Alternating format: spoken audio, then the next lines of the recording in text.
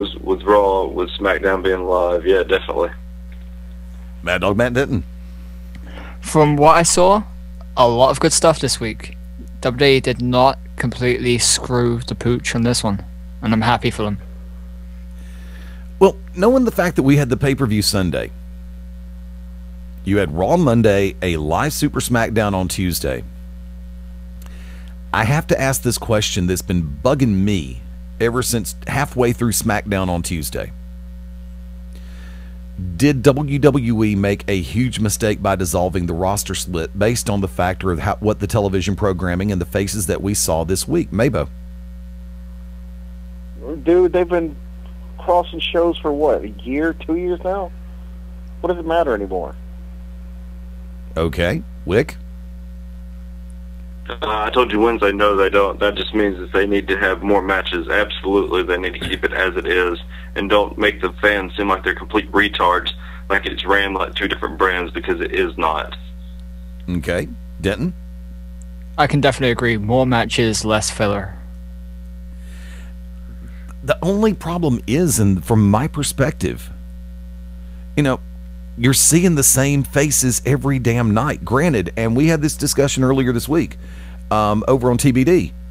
The fact is, they have been good about trying to bring up more people. Cesaro, The Shield, which is a collective entity rather than individual wrestlers. They're not doing singles matches. They're out there making complete appearances. And now with the advent of E. Langston, or Big E. Langston. You mean Ryback, right? Yeah, there you go. I was trying to remember because that was brought up earlier this week as well. I mean, with them bringing up, I don't think it would hurt them to have an NXT showcase on SmackDown. I think it would help them.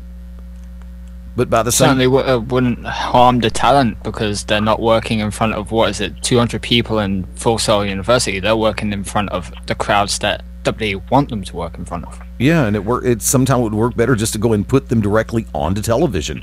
Top of the second hour or something like that, where it's always a questionable time slot to begin with. And granted, they'll hopefully get more time than the I was actually impressed with the fact that this week, two times this week, the Divas matches have gone longer than 2.5 minutes. And it's just, considering the skeleton version of the Divas that they have to work with, it's a bad surprise for people who choose that time to use as a toilet break. It's like, you leave for 30 seconds, you come back, the Divas match is still going. Yeah, there you go. Should take longer. Unless, of course, you take a 2 break, and then by the same token, that could also end up... Yeah, you might have missed the Divas match. But I do have to give credit where credit is due. Tribute to the troops, the 10th annual. And the first thing they did was give huge credit. Michael Cole, of course, publicly giving huge credit to JBL for putting everything into motion. And Layfield, amazingly enough, playing humble and saying, look, yes, it was my idea, but Vince McMahon and the WWE deserves all the credit for the execution of the project. And first off, if I'm Layfield, I don't think I should be that damn humble, because it was his idea. He was going over to the trip, overseas to the troops long before, and there should be huge props paid his way, because he was doing it long before it was fashionable. And yeah, we wanted an announcer to actually have a gimmick, but announcer shouldn't have a gimmick, so I think he did good by being humble. He's not being a heel by doing that. It'd be different if he was one of these retards that want to have a gimmick being an announcer. So, how many announcers have we actually known in our lives that actually have some sort of a so-called theoretical gimmick, allegedly? A lot. Art Donovan, one of them. You always want to know how much that guy weighs. As I look down at my ever-expanding midsection, I'll leave that line alone. One question... It's for the best. Yeah, this was one that I was actually going to put out on Facebook and Twitter. And I know it's spur of the moment, guys, but I'm going to hit y'all with it right off the cuff. And I'm going to go in reverse order on this one. Pick one person in the E, Impact, or ROH that you would give the Christmas present that they could use, the most utilizable Christmas gift. Who is it, and what would it be? Denton, I'll go to you first. Repeat the question. Pick one superstar from WWE, ROH, or TNA, the three major televised promotions. Right. Who would you get a specific gift for, and what would that perfect gift for that person be? Wow. It would be John Cena, and it would be a giant pool of lava so he can have something to break his fall when AJ pushed him off the ladder. Wicked Nemesis.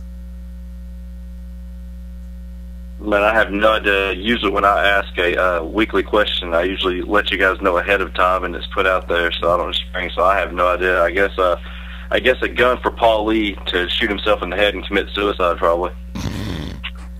Mabo, your thoughts? I would pick AJ, and the perfect gift that I would give her would be my cock-a-doodle-doo. That's why I went to Mabo last on that one. And Wicked, in case you didn't notice, yes, I even prefaced with, I meant to put this out earlier, but I didn't do it, and I know it was catching y'all by surprise. And for the what about you, Eddie? Me personally, actually,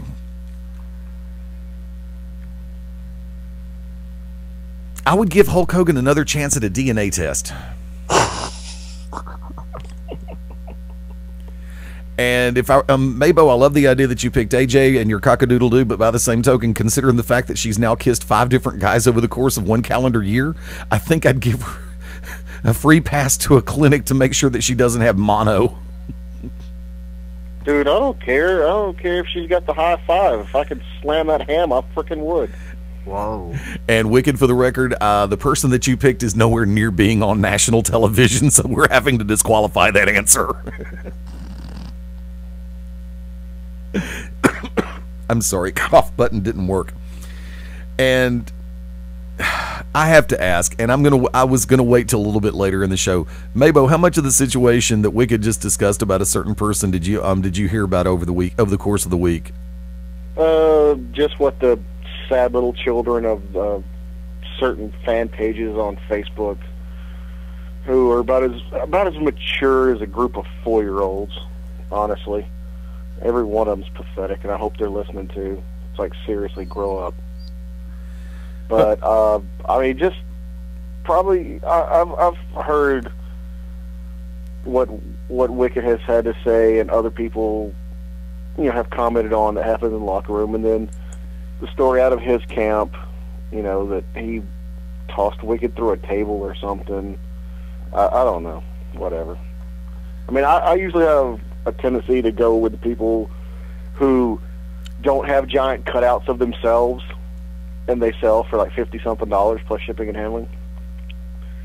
I tend to believe and go with the people who don't have who are in the business but yet don't have rooms full of action figures, multiple action figures around their room, like some kind of giant demented child. So, and I tend to believe the people who have not been in the business 30-something years, allegedly, but yet drive and carry the bags of someone who's been in the business less than them. I think he's pretty much up to speed on that one. I'm good with that. Now, loaded question. Did everybody have a chance to catch TLC from last weekend? Did you have any chance to catch any part of the pay-per-view, Mabo? Yes, Eddie, because I'm so freaking rich. I order all the pay-per-views, and I just sit down and watch every one of them. No! I didn't know because of the abundance of materials out there on the internet. I didn't know if you've been able to track it down or not. Look, unless it's WrestleMania or the Royal Rumble or Destination X, don't care.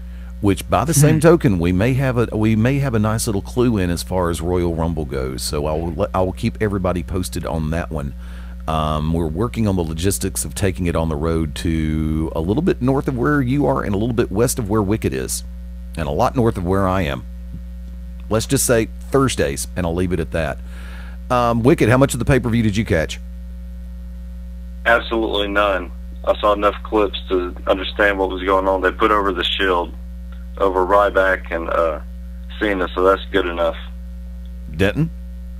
I saw everything from the Shield match onwards. I saw everything from the Shield match backwards. I saw the opening to the Shield match, and that was about it. I haven't had a chance to catch the second half of the pay-per-view.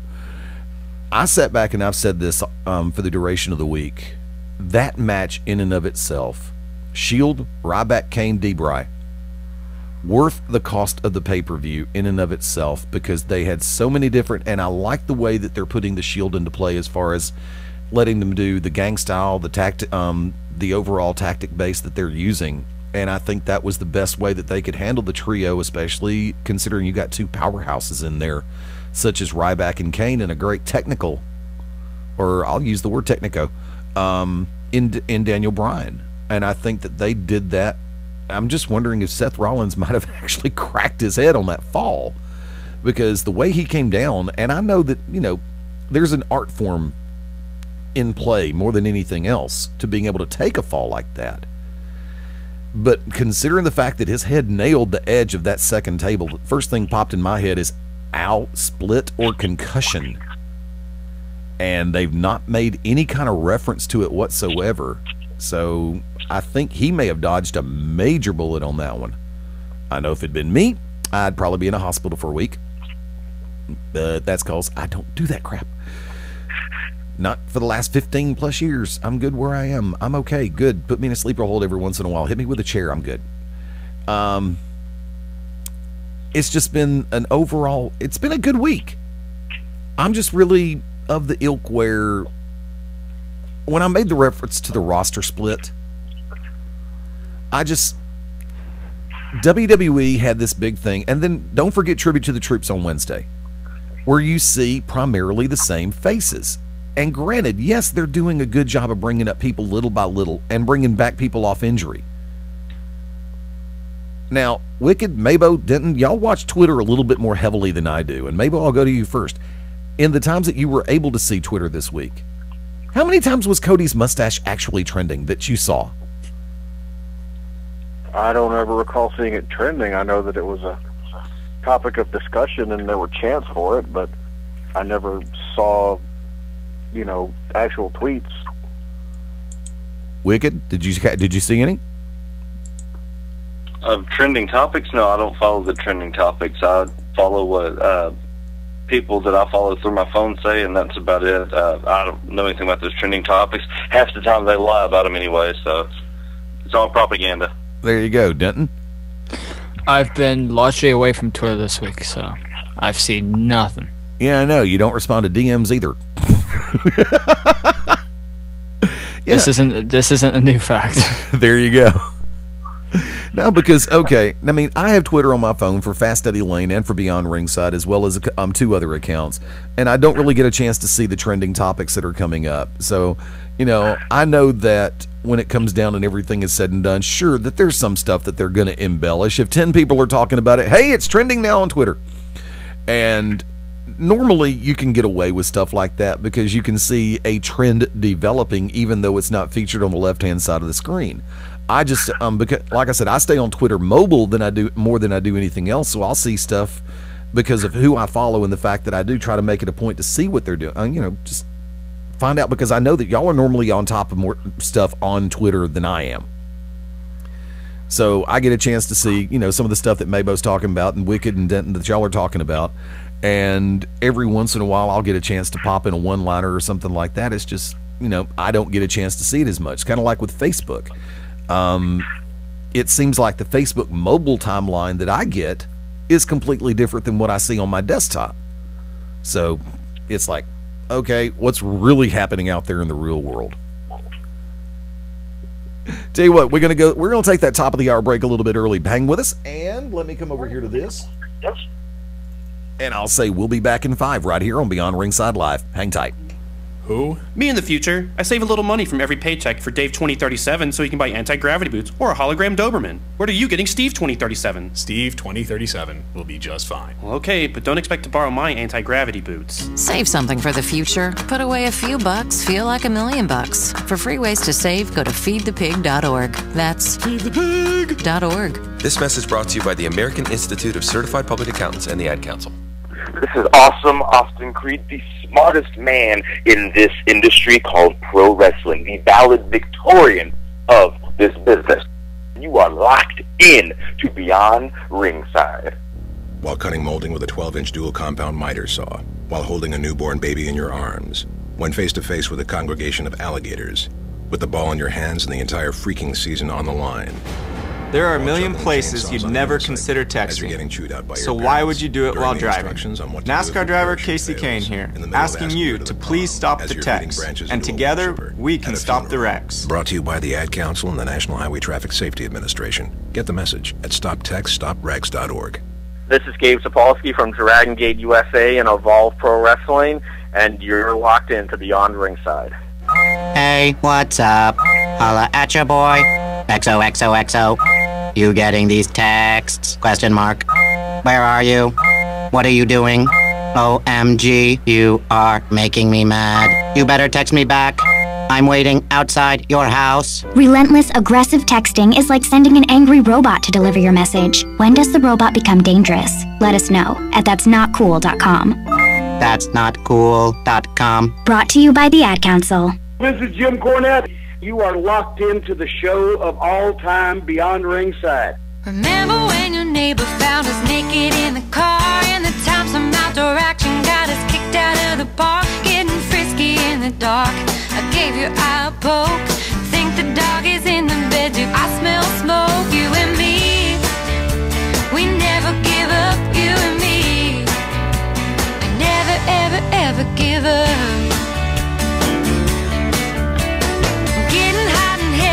The whipped cream that we bought, and dressing in the kitchen, then getting caught. So many things can go wrong, but we still can get it right. You and me, we're not gonna give up tonight.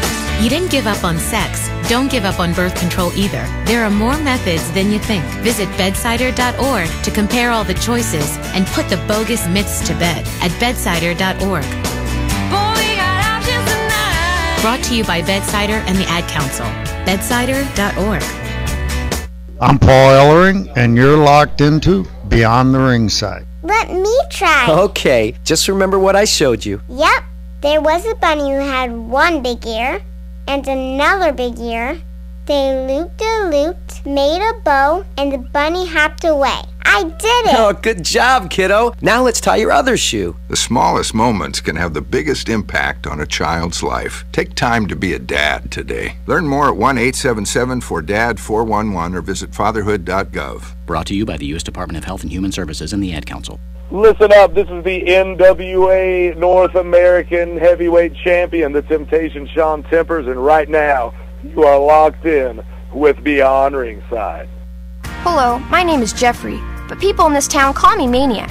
They call me that because I'm the fastest runner in town. But just because everyone knows who I am doesn't mean I belong. I don't really belong anywhere. You see, I'm an orphan and I wander the streets just looking for a place that I can truly call home. My name is Maniac McGee and I'm all alone. Explore new worlds. Read my story in the novel Maniac McGee by Jerry Spinelli. For other great book ideas, visit your local library or log on to literacy.gov. Brought to you by the Library of Congress and the Ad Council. This is Ben Masters locking it down with Beyond Ringside. Don't miss it. Be there. Confessions of a Potentially Perfect Parent, brought to you by AdoptUsKids.org. I don't know how to talk like a parent. Don't make me come back there. You see what I mean? It's pretty awful. Try it again. Don't make me come back there. Now that's pretty good. That one kind of sounded like my dad. Weird. You don't have to be perfect to be a perfect parent. There are thousands of teens in foster care who would love to put up with you. Call 1-888-200-4005 or visit AdoptUsKids.org for more information. A message from the U.S. Department of Health and Human Services, Adopt Us Kids, and the Ad Council. This is GCW's senior official Bernie Kowanowitz, and you are locked into Beyond Ringside.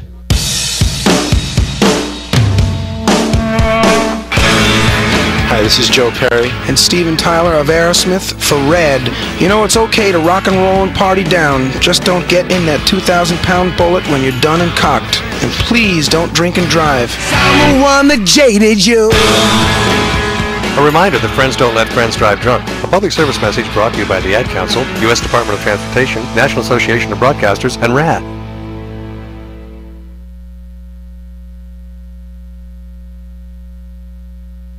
This is Bad Brad Armstrong, part of the famous Armstrong family of professional wrestling, and you're locked in to Beyond Ringside.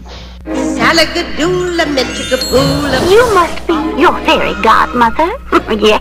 It doesn't take a fairy godmother to tell you that the right fit means everything. Good heavens, child. You can't go in that. Children under 4'9" need to be in a booster seat because they aren't ready for adult safety belts alone. Remember that 4'9" is the magic number, and get your little pumpkin there safely in a booster seat. Oh, thank you. For more information, visit boosterseat.gov. This has been a message from the U.S. Department of Transportation and the Ad Council. This is Dale the Demon Torborg, and you're locked in to Beyond Ringside. Charlie! Hey, did you see that play last night? Unbelievable. Yeah, and they still lost. Sure. You know, when I was playing, what we What? tried to... You played in the street. I played in the service. Anyway, what I'm trying to say is the kid, he should have... Yeah, Hey, you okay? I don't... Someone call 911! 2 out of 3 people with diabetes die of a heart attack or stroke, but you can lower the risk. Ask your healthcare provider how. For more info, go to diabetesactnow.org. Brought to you by the American Diabetes Association and the Ad Council. This is Dale the Demon Torborg, and you're locked in to Beyond Ringside. Hey parents, introducing the Communicizer. Go from boring old man speak, I'm here if you want to talk, to 100% off the chain. Text me whenever, yo. I love you, Dad. Communicizer is not available in stores because it doesn't exist. But that's okay. You don't have to be perfect to be a perfect parent. Because kids in foster care don't need perfection. They need you. For more information on how you can adopt, go to adoptuskids.org. Brought to you by the U.S. Department of Health and Human Services, Adopt Us Kids, and the Ad Council. Hi, this is Emily Richards for RAD, recording artists, actors, and athletes against drunk driving. One person's negligence shattered my life in a single instant. You see, my little sister Annie was killed by a drunk driver. Please, remember those you love. Friends don't let friends drive drunk.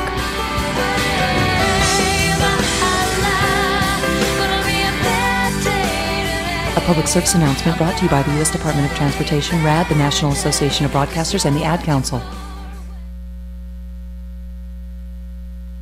My name is Mary Crafts, and this is how I live united. I spent the last 24 years serving others in my catering company, but I felt that a huge part of our community was still being underserved, those invisible children and young families. With United Way, I advocate for them any way I can. As a volunteer, I go into people's homes and assess mother and infant well-being and help bring change and opportunity into their lives. Nothing feels as good as helping, so I don't just wear the shirt, I live it. Give, advocate, volunteer, Live United. Go to liveunited.org. Brought to you by United Way and the Ad Council. Hi, I'm Drew Brees, NFL quarterback for the New Orleans Saints, here with Bugs Bunny to remind you to get moving every day. Because when you get moving an hour a day, you fuel your body and your mind. So what do you like to throw around the football like Drew? Skateboard. This is Bullet Bob Armstrong. I'm Southern born, Southern bred, and I never miss Beyond Ringside.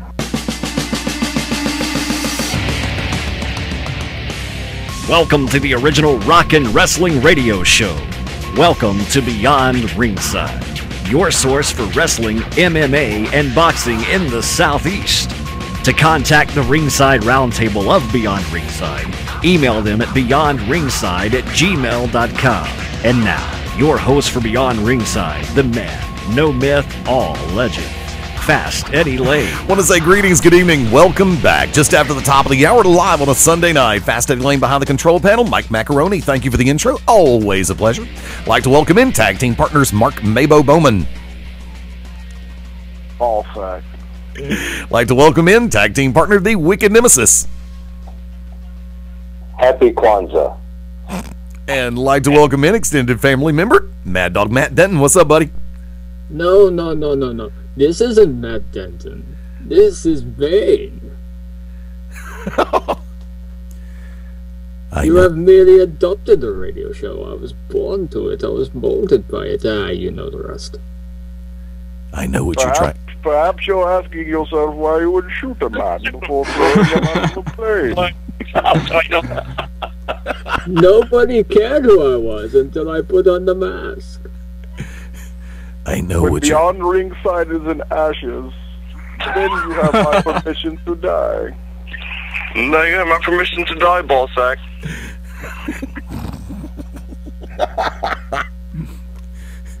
I know what you're trying to do, and you're not going to succeed.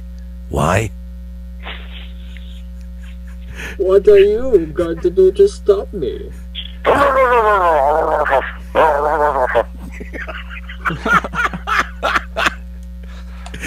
Welcome to the insanity. God love it. And yes, I know what I've set myself up for. Folks, I'm not even going to give a preface to this whole situation. I'm just going to say it's been a crazy day. It's been a crazy week. I'm going to go ahead and lay one out there. We're going freeform open topic discussion. We're going to be joined by professional MMA star and MMA trainer John the Original Bones Shattuck at the top of our 7 o'clock hour, 8 o'clock Eastern. Looking forward to that interview. He is one of the people who is going to be up for positioning on the new MMA reality show called Warrior Island. Looking forward to hearing from John, finding out a little bit more about him. And also, there is a conversation in the works to where John Shattuck and former WWE star Dave Bautista might just be hooking it up inside the cage in the world of mixed martial arts. Hang with us. Mr. Shattuck will be joining us right at 8 o'clock p.m. Central, 8 Eastern, 7 Central. And go figure, I screw up the time zones again. There you go. Don't even ask me what time it is in the UK. Denton, what time you got right now? It's 4 minutes plus midnight. There you go. I finally get the time. Christmas. And I have to work at 10 a.m. Hooray. I'm so sorry. Merry Christmas. With the number of awards... the crankiest motherfucker in the shop tomorrow. Merry Christmas. Merry Christmas. Merry Christmas. Although I do get to wear a spiffy Santa hat, so, you know, at least I look a little bit festive. It's beginning. You should get a smaller Santa. You should get a smaller Santa hat and put it on your dick. I could have used that today. I really could have used that today. Because I don't know if you've been following me on Twitter, but my pants split at the bus station, and I was on. He talks about the pants splitting. Therefore, I can play this. Let all hell break loose. Let them get after each other. Bring out every table, ladder, and chair in Brooklyn. Let's go. How did the table, ladder, and chair get up there? I have no idea. Let's get it on. Oh Eddie, my! Eddie, you need to play the Ric Flair and John Cena back and forth that we played Wednesday night. We need to, because I think that's really what anybody really gives a crap about. If anything, was the fact that Punk went out there and Punk went toe to toe with Flair.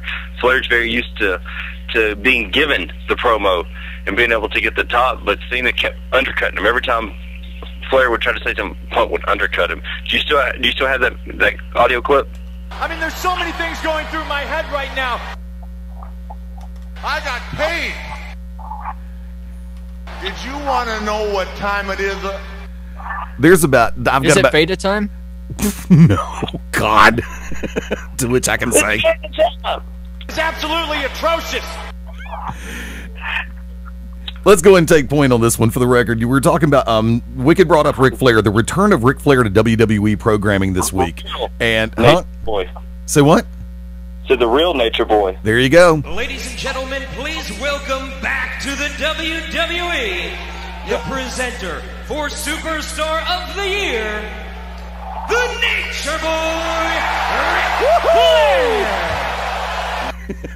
I don't know about you guys, but when they apparently made that botch where Ric Flair's voice was heard before the ad break, I was just thinking, wow, WWE is taking this TNA lawsuit way too far.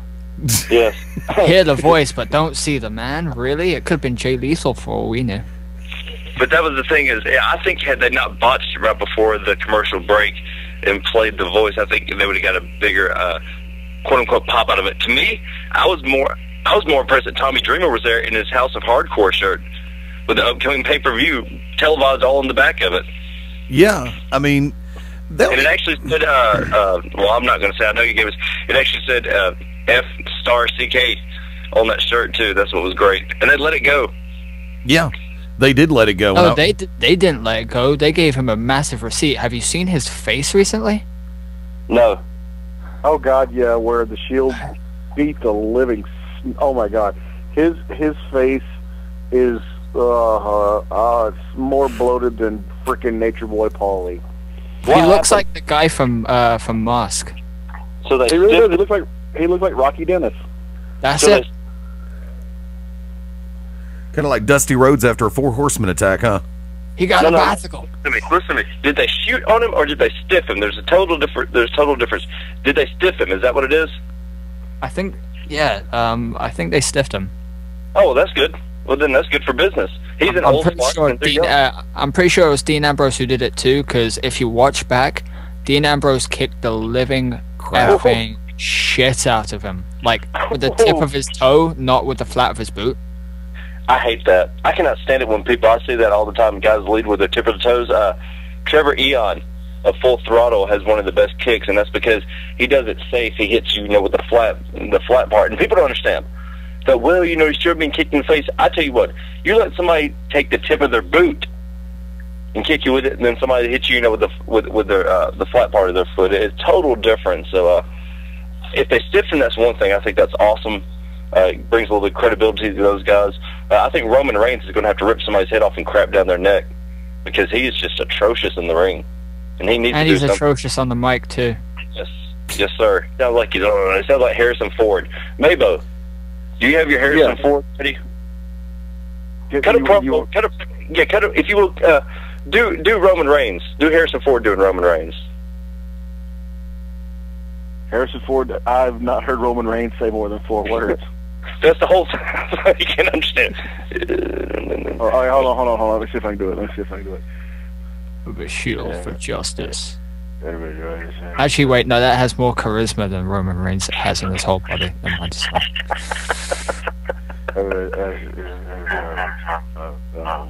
With the shield. I speak when I need to. I'm the carbon copy of the Rock.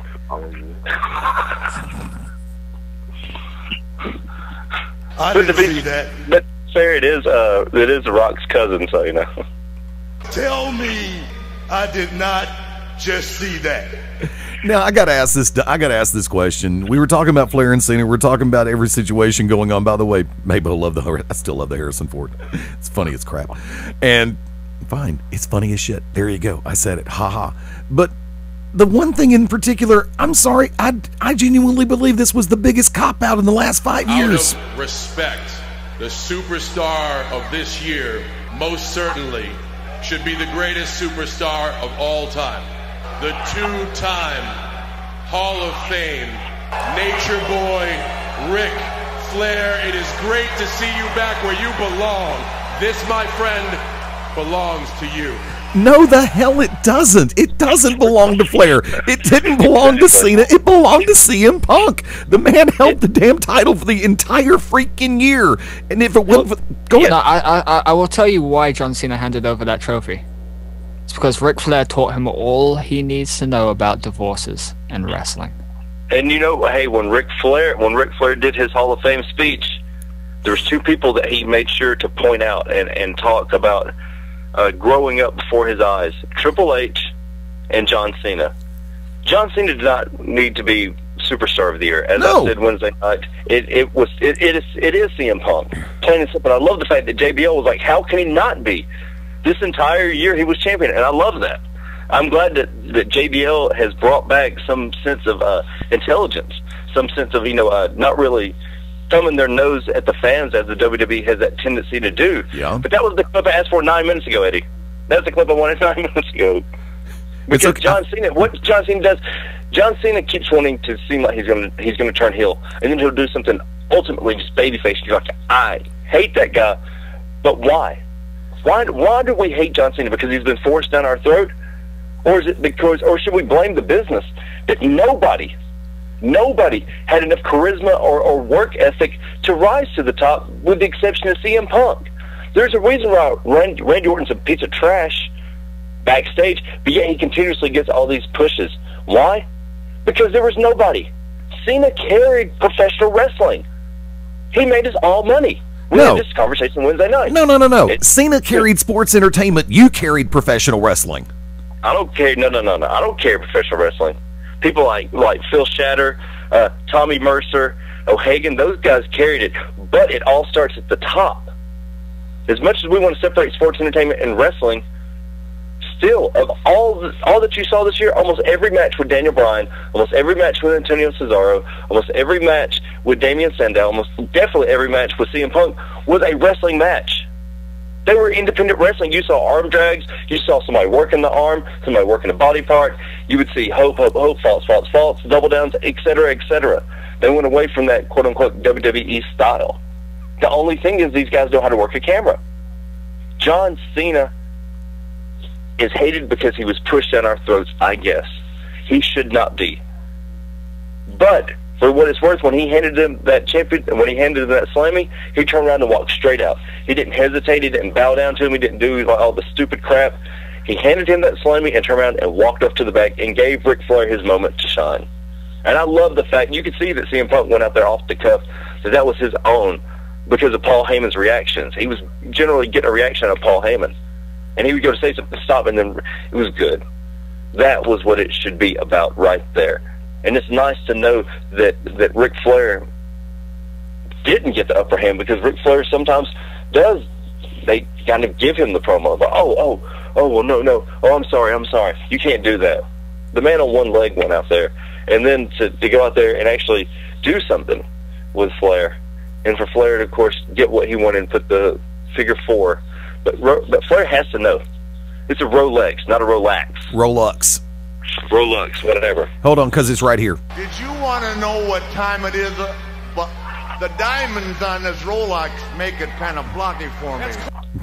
No. It really is a Rolex, because he hasn't got enough money to buy a Rolex nowadays. All the alimony. TNA paid for that. They covered all his expenses. Come on now, you know that. Well, actually, he may have pawned the Rolex when he left WWE, and they could have TNA bought him a Rolex. There you go. Was anybody else as disappointed as me when Paul Heyman came out on the Tuesday SmackDown without crutches? Because he got put in the figure 4, and he sold that like a champ on the Monday night. I would have just loved to have seen Paul Heyman and CM Punk stereo crutches. No. I would have loved to see Paul Heyman in a neck brace. So look what you did to me, Flair. Well, he put you in the figure 4. Look what he did to me. You got to have a neck to be able to wear a neck brace, and unfortunately, Paul doesn't have one. I mean, okay, listen, I know I said we were going to go open topic discussion. Matter of fact, let's go and take it from that point for the next 13. Well, hold on. I want to say my piece on Ric Flair. Bring it on. Three have had your chance to talk. Okay. I personally think guys like Ric Flair, like Bret Hart, like Roddy Piper, like Snuka, like Iron Sheik, and all those old bastards, and I'm just being serious now, they need to stay off television. Come in, do a Hall of Fame appearance, shake a baby, kiss a hand, whatever, but stop getting on the mic. Stop sitting there and going on your old man geriatric ramble that nobody gives a damn about. I don't care. You know, you sit there and you sound so fake and wooden and cardboard, Bret Hart, or you sit there and you start to ramble like an idiot, Roddy Piper, or you make yourself look like a complete ass and do something stupid and say something you shouldn't say, Iron Sheik and or Ric Flair. I don't care. Hey, when Iron Sheik does it, it's awesome. You take that back. Well, you know what? That's because Sheik smokes crack right before he walks through the curtain. But honestly, I'm tired of seeing these old farts come out there and ruin everything. When Flair came out, I'm like, oh, great, here he goes. We're going to be 20 minutes, and he's going to strip down, he's going to dance, he's going to act like a retard, he's going to talk about molesting some little 14-year-old girl, which he probably does every night anyway, because he's a nasty old little bastard. So allegedly. I'm sick of it. Allegedly? No, screw that. I'm not saying allegedly. I'm not saying that. Ric Flair has probably drugged and raped more underage girls than freaking half of the guys in the state penitentiary. Allegedly. I'm sick of him. I'm sick of seeing Ric Flair. He can choke and die. Sick of seeing Roddy Piper. I hope he gets a freaking another hip infection and he dies. Bret Hart, another stroke, dies. Iron Sheik, nothing's going to kill him, so we're just going to have to like put him in a cave and bury him or something.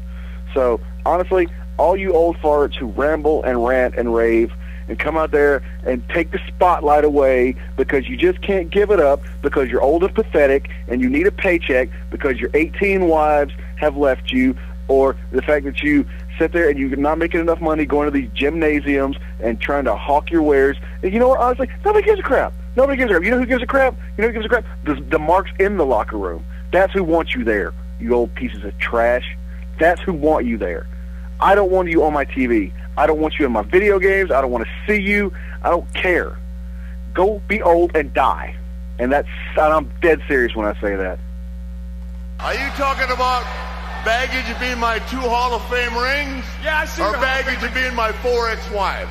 I told Vince McMahon, if I die, I want to die right here. Or with a woman from Philadelphia. Die right here. And it doesn't matter if she's under the age of 18 or not. Because I'm Ric Flair and I still think I'm the shit when I stopped being relevant 10 years ago. I got paid. You got paid? Yeah, what? Freaking what? $1,000 for showing up at some local independent promotion, then you turn around and you had to give it to your ex-wives because you can't sit there and have a stable relationship because you're still living a gimmick that died out 25 years ago, you old Hi, fart. other Mad Dog. And I just came to have a good time. Whoa, oh. You just came? Wow. Not surprised. But I've been watching. That's creepy Flair. That was creepy Flair. What about that money you owe Mad Dog Dan Sawyer? You got enough baggage with you, brother. You couldn't walk a block. That's about right. That's about, pretty much sums up his career right there. Is that thing moving? I do agree with Mabo. I don't like them come back. The reason why they come back, though, obviously, is because they're under that Legends contract where they can make the toys, put them out in the video games, et cetera, et cetera. That's the reason why those guys are there. Bret Hart can barely walk. Bret Hart still comes out there. Piper's been around forever. I prefer the Iron Sheik on shoot interviews personally because then he can just go and let loose. But for what it's worth, the Iron Sheik is probably the only one of those guys that can actually still wrestle. There was one of the... Rock. I don't want to see Rock. I don't want to see Stone Cold. I don't want to see Undertaker. I hope the Undertaker retires. He should. Well, Triple H made that clear that we haven't seen the last of The Undertaker. Well, I like the influx of the young talent. As I said Wednesday night. It's I needed. think that they're bringing in a lot of good young talent. A lot of good young talent. Guys that are ready to make money. Okay, now, wait. Okay, and this is something that it really just hit me the second the words were entering my eardrums through my headset. Guys who are ready to make money, but are they capable of being money is the question. Because the simple fact of life, you can go somewhere, be good at what you do, and make money. But by the same token, we're talking about professional wrestling and sports entertainment. The only reason why I say it like that is because we're talking about WWE. Are the people that is, not everyone is, but over the last 6 months, how many, think about it before you answer, and I'm going direct order too, by the way, give or take, give me a percentage, give or take, of the people that they've brought up in or allowed to come back in the last 6 months are money. Not just able to make money, but able to draw money. What percentage do you think are money? Mabo, Mark Bowman. I don't know. We'll never know because they keep ramming old pieces of trash down our throat like Ric Flair. They won't let the guys who can make money. They won't let them because they're like, oh, hey, remember The Rock? Remember when he was relevant? Remember Ric Flair? Remember when he was relevant? Yeah, we're going to keep bringing these guys back. Oh, forget about Damian Sandow. Forget about Antonio Cesaro. Forget about freaking, for God's sakes, when he gets called up, Bray Wyatt. Forget about all these other guys who can make money. We're going to keep... how long have they been making plans to bring, Dolph Ziggler full circle? And I'm not gonna lie, when Dolph Ziggler first, debuted, was it 4 or 5 years ago? Yeah. Couldn't stand him. He just did not like it. But you know what? He's grown on me. He's shown that he, what he can do. But you know what? We'll never know his potential because as soon as they get ready to do something, oh look, we're gonna bring back The Rock, la la la la la. Or oh look, here comes Stone Cold. Oh look, here comes Ric Flair. Oh look, here comes Bret Hart. You know what? At least freaking Triple H cut his hair and has pretty much stepped away. Good for him. You know what? Shawn Michaels, with his freaking almost as a Cyclops eyeballs there, freaking, he, you know, got his own little hunting show. He has stepped away. They need to stay away. Like I said, if you get inducted to the Hall of Fame, that's great. That's fine. You know what? You want to show up like on a milestone 1,000th Raw? That's fine. But I don't need every time WWE goes to Calgary to see Bret Hart or any of that crap. So we'll never know. I mean, honestly, I don't know who's going to get to draw money because we always get shoved. We either get old-ass legends shoved down our throats or the ever expanding John Cena drama that bounces from person to person to person to person. Okay. So I don't know. I mean, I guarantee you, given half the chance, you could. I honestly think Antonio Cesaro could draw money, given half the chance. Damien Sandow. Oh my God, this guy is hated. He just needs the right program. I mean, I'll even go so far as to say somebody who I can't stand, Cody Rhodes. Give him the chance, but they're never going to have the opportunities because you got your old legends who keep coming back, and then you got the guys who nobody gives a crap about. I don't give a crap about Cena. Does anybody give a crap about Randy Orton? No. Is he hurt again? Is he hurt again this week? Oh yeah, he popped his shoulder out. Oh, so he pops his shoulder out and he's going to be gone. What about the little midget Rey Mysterio? Is he there? Is he not? Is he there? Is he not? Is he doing drugs? Is he got bad knees, bad back, bad neck? Whatever. Come on. These guys who should be ushering in younger talent are not. Before I go around the rest of the table, Mabo, let me ask you a question then. Based on the fact that this was the Slammy Awards episode, which is technically a special edition of Monday Night Raw. It's the technically, okay, I'm not going to say the Monday before Christmas because they are going to have one on Christmas Eve, but it's the last live episode before Christmas Eve. So technically you can call it a special. You can call it not a milestone by any stretch of the imaginations, even though technically it's what, I don't even know what the anniversary number really is. They say 25. I don't think so. It may be though. But would that have been a good excuse, because it is the Slammies, to bring in Ric Flair to present Superstar of the Year, and then just, okay, if he's able to go with this little gimmick, go ahead and play him down to the ring with CM Punk, or just, would it have been best just to go ahead and let him present the Slammy for Superstar of the Year and call it at that? Okay, let me ask you this. Yes. What relevancy has Ric Flair played in the WWE in the last calendar year? None. To even warrant him being on the show?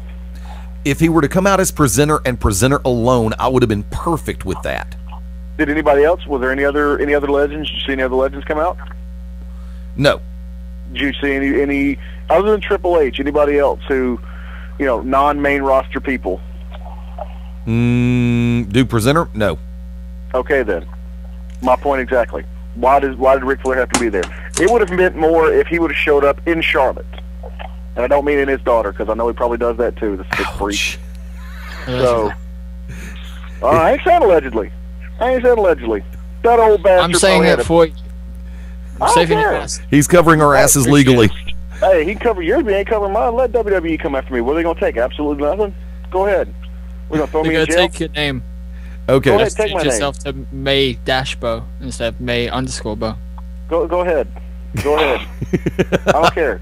Okay. I have nothing left to lose. I have nothing left to lose. Ric Flair probably sat there and spied on his daughters and spanked his old uncircumcised wiener. Freaking, woo! Look at my naked daughter. Woo! I'm gonna bust him out. Woo! Okay, we got Ric Flair. It would have made more of an impact if he would have came out, maybe someplace more relevant, like Charlotte. But to bring him out as a presenter for the Slammies, no point whatsoever. Honestly, it should have been him that had the heart attack, and you know what? He should have died.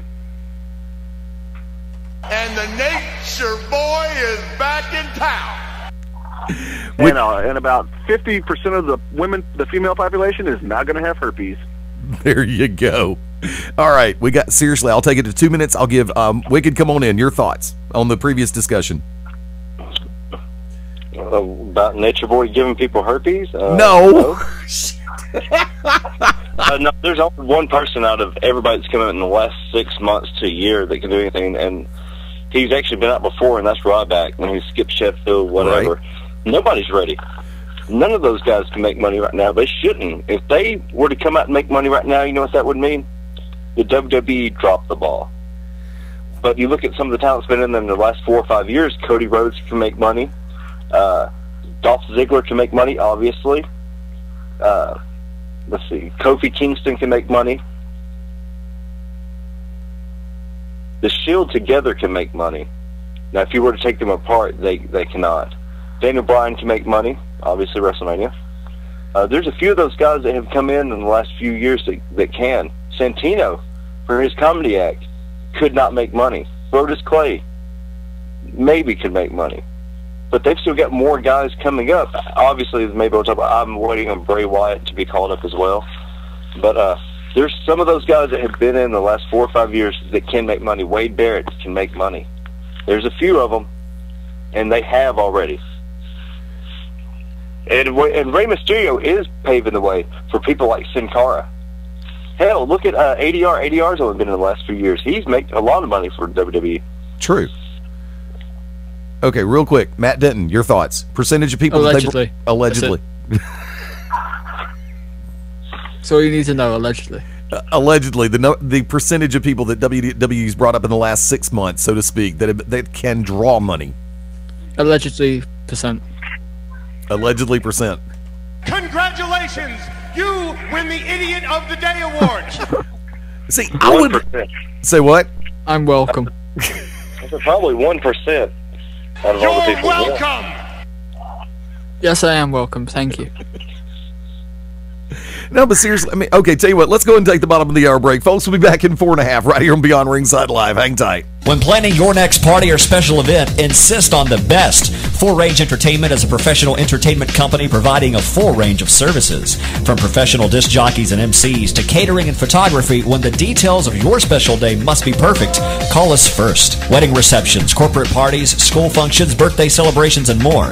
We also have Birmingham's largest selection of karaoke tracks available. With over 40 years combined experience, Full Range Entertainment can provide you with the talent and professionalism you need and deserve to make your next event one you'll never forget. For more information on the full range of services we offer, call 533-HITS. That's 533-HITS. Or check us out on our website at fullrangeentertainment.com.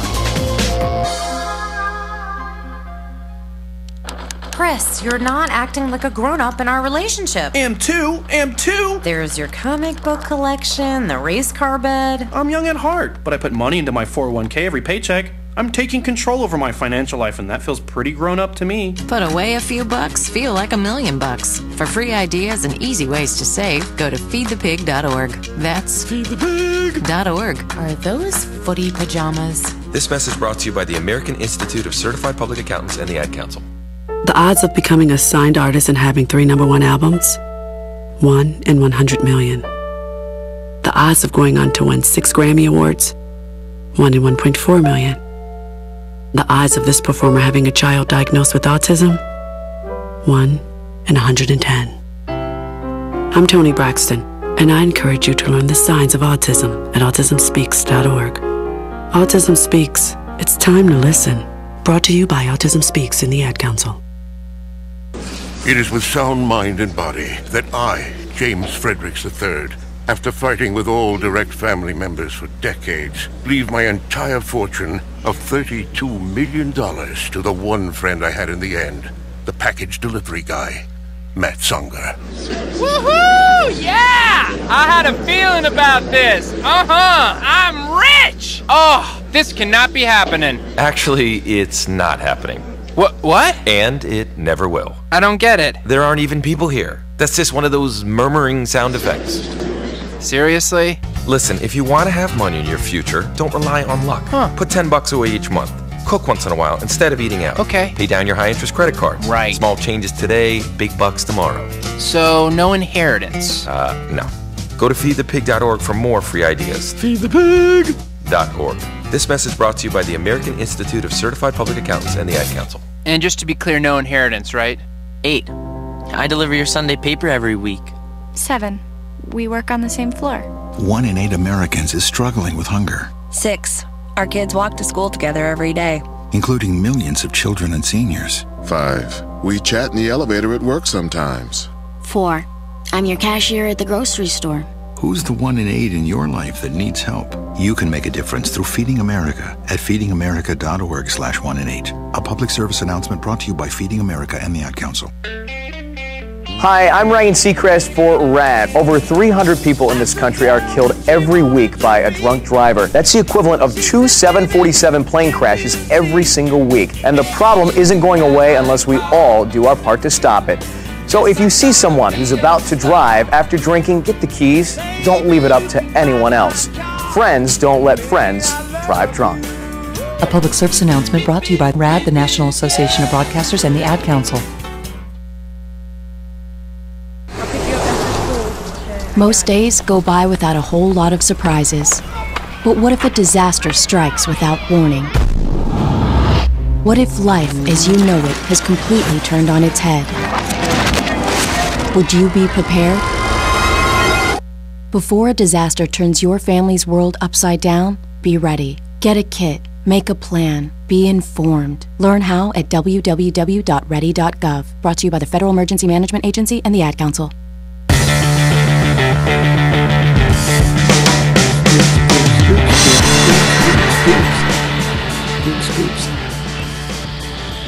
Say it again. Boobs. Okay. Boobs, boobs, boobs, boobs, boobs, boobs, boobs. Welcome back to Beyond Ringside Sunday night. Fast Eddie Lane behind the control panel. Mark Mabo Bowman, come on back. All the old wrestlers need to die. Wicked Nemesis, come on back. Yes. Mad Dog Matt Denton, come on back. When all the old wrestlers are ashes, you have my permission to die. Okay, before I go to Freeform, I want to go ahead and just ask this question. With the number of people, including the critics, who gave so much praise to the Cena Rock match from Mania, with everybody who had all the positive commentary, oh, damn, Dwayne looks good, damn, Dwayne looks crisp, Dwayne looks like you hadn't really lost that much of a step. If the person can actually go in the ring, does that detract from the fact that they have that legend status? Because remember when we were talking about Rick Steamboat, and Rick Steamboat made that all too brief comeback and showed that he could still go, even on a part-time schedule? Does that mean, I mean, do we include them in that group that's coming out just to hog the spotlight? Mabo, I'll throw to you first. Well, I don't know who sat there and said that Rock looked good and blah, blah, this, blah, blah, that. I just rewatched that match the other day because I still have Mania saved on my DVR, and I'm sorry, but seems about halfway through, Cena started carrying The Rock. The Rock was just gassed. So I don't know who sat there and said he never lost a step and blah, blah, blah. Just for some reason, he was the one that was soaked with sweat, not Cena. They don't make steroids for cardio. Huh? They don't make steroids for cardio.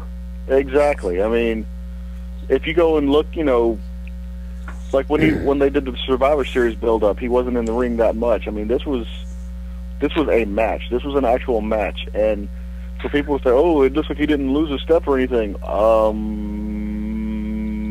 you're full of crap. And I don't know what match you saw, but I know the one I saw with Rock freaking just huffing and puffing and dripped with sweat. So, yeah,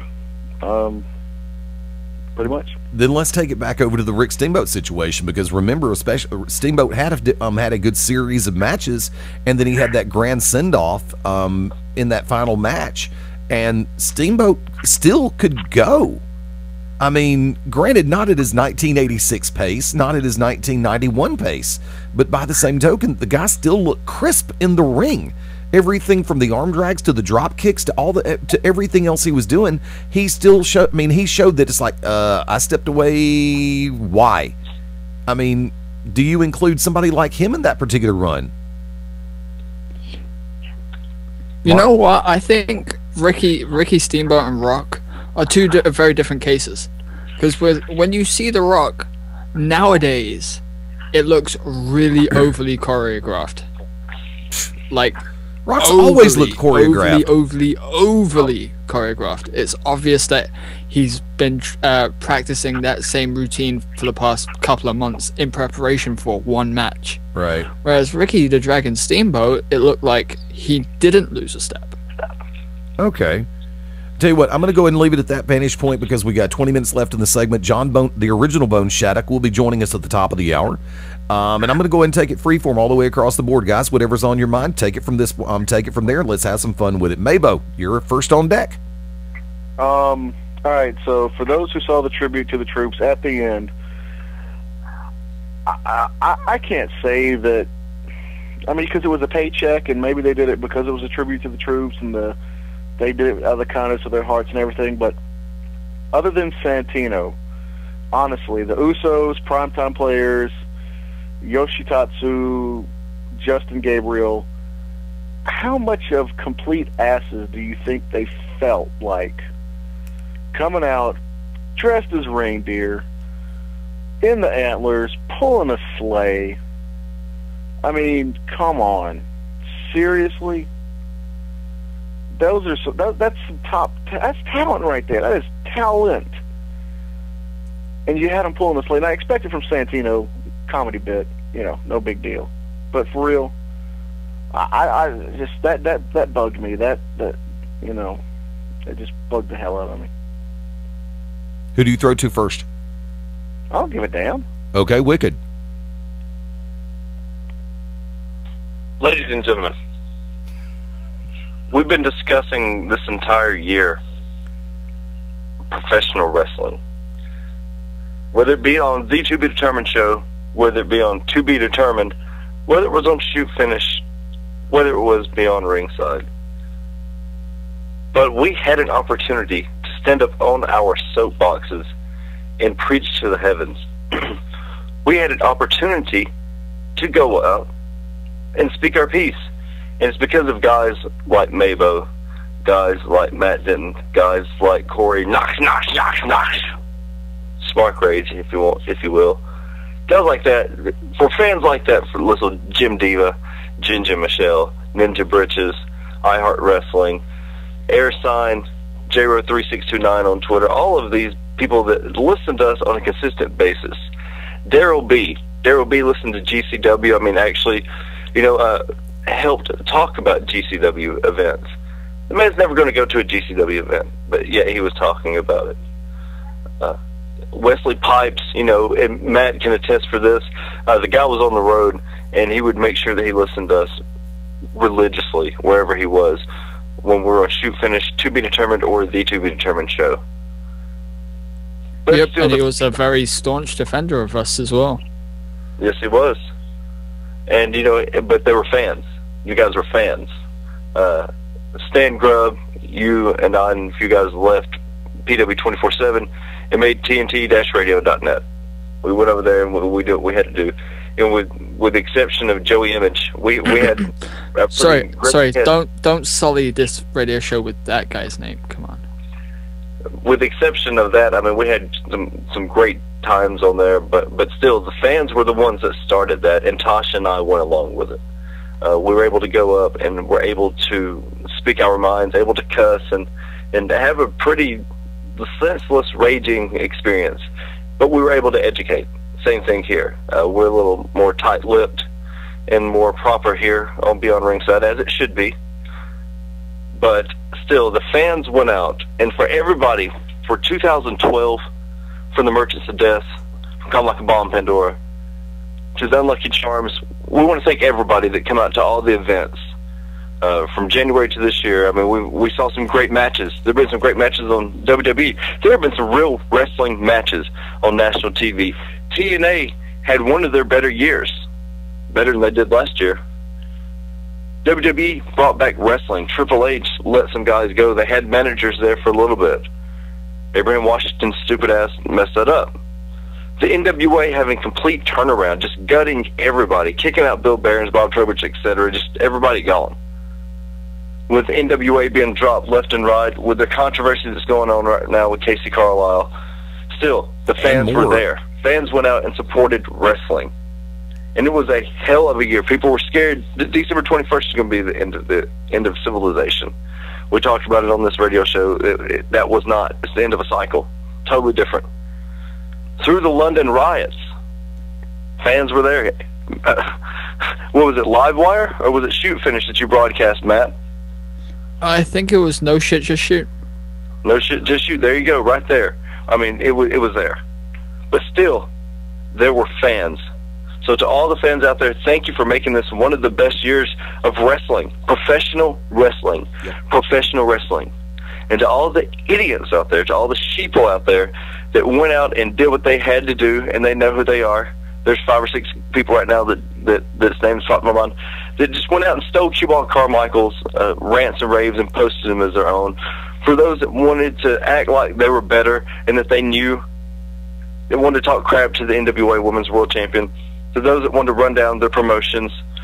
For those that wanted to have Andy Anderson dressed as Sting still under an NWA promotion.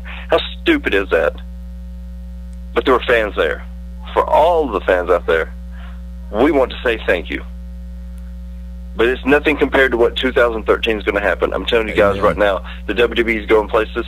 As soon as CM Punk gets that knee better, I'm sure he'll be doing a lot more things. For him going out there and being a heel. 2012 should be the year of the heel. The Mayans healed out on everybody.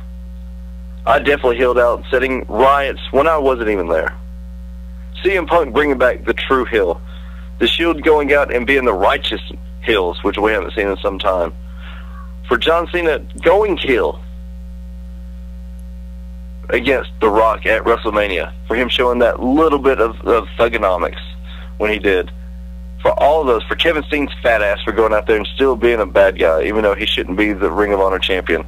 For Bully Ray being a heel and still being turned, for Austin Aries being a heel and somehow being turned facing the heel completely. For Joey Ryan going out and legitimately bitching his way into a spot on TNA. For Al Snow getting out there and doing what he had to do. For Bret Hart for taking all those marks money at that little event that Joey Sartain's stupid ass paid for. For all of those out there, for the Unlucky Charms being brought together, for the end of Damon Taz and beginning of Damon Christopher, for us having final answers finally from Orion Bishop, telling us his side of the story. Yep. For what everybody thought wasn't going to happen, the return of the Wicked Nemesis GCW, for me turning on Calm Like a Bomb Pandora there in one of the best women's matches in a long time. 58 minutes. In January it was 52, September 58. For all of that. For ACW, for us killing him. For Jeter going out and making a kid pee on himself in the show I was promoting. For me starting a riot, for PWA, for all that. 2012 was the year of the Hills. But thank you, fans, because you were still there. Matt Denton, Mad Dog Matt Denton, of the many hats that you've worn on this radio station. For as many times as you went out there, broadcasting during the London riots, having to put up with the London Olympics, for all of that, still having the best sunglasses in the business. Cyclops himself is jealous. Matt Denton, the floor is yours. I've pissed off a lot of people this year. Like, during Wicked Nemesis's monologue there, I was just recounting how many people I've pissed off this year, and I've never even met most of these people. And most of this has come straight from TNT Radio and PW24 radio. I started off the year with legal threats from a certain I don't know what to call him anymore. Ketchup putting in Corvette lying motherfucker. And it's just dawning on me that it seems that my career-ish as internet radio producer extraordinaire is coming to a close at the end of 2012 with me finally getting a job. I got a job. And now with Stan Grubb gone, it looks like TNT Radio will be no more, but it's been a hell of a ride through PW24 through to TNT Radio. No matter how many people I've pissed off, whether it be a pudding fucking motherfucker, Jerry Sorrentino, that one guy, what's his name, Jim Mills, who threatened to have wrestlers boycott To Be Determined because I did what I was told. Casey Carl, I don't care that I'm dropping her and shit. But Casey Carlisle told me, as soon as I can, first chance I get, hang up on this dude. First chance I got, I hung up on the dude and he got pissed off. And I took the heat for that. Just because she doesn't like talking to him. You know what? It's been a fun ride, and I'd like to thank everybody who's been a part of that, whether it be Wicked Nemesis, whether it be Eddie Lane, despite the fact that it was only for a few weeks. Mabo. Did I say Wicked Nemesis? Yes. Wicked Nemesis, Stan Grubb, Angel Orsini, Amber O'Neill, Brian Miller, Johnny Sorrow. Who else did I work with this year? Tasha Simone. No, I was leaving Tasha till last, so she'll get pissed off at me. Yeah, Tasha Simone. Who else did I work with? Yeah, loads of fucking people. I'd like to thank everybody who's been a part of it, whether it be fans, guests, and you know. Long story short, thank each and every one of you for everything. Especially if you've allowed me to piss you off. So that's what I do best. I'm a douchebag. Tell you what, we're going 10 minutes before the top of the hour. We know that not everybody's going to hang with us through the top of the hour break. And once again, as stated, John, the original Bone Shattuck, will be joining us right after the 7 o'clock top of the hour Central Time, 8 o'clock Eastern. Let's go and take it into shameless plugs, and I'll go ahead and we talked about it off air. Mark Mabo Bowman, I'll throw your way first. I'll be around, dude. Okay. Wicked. First of all, Mabo,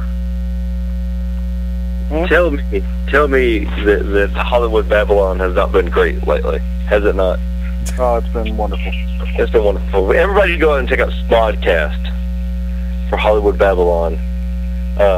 Are we still having to be determined this Wednesday? Is this gonna be like the last one?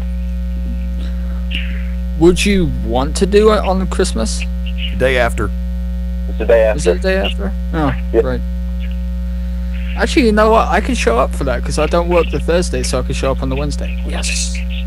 So there you go. So this Wednesday will be the final The To Be Determined show on TNT-radio.net.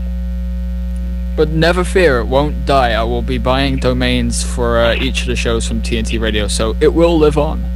It will. TNT Radio won't, but... Take a hiatus. Okay. But ladies and gentlemen, like justiceforwickednemesis.com sounds like a good pick for a domain for To Be Determined. What did you say? Justice for Wicked Nemesis. I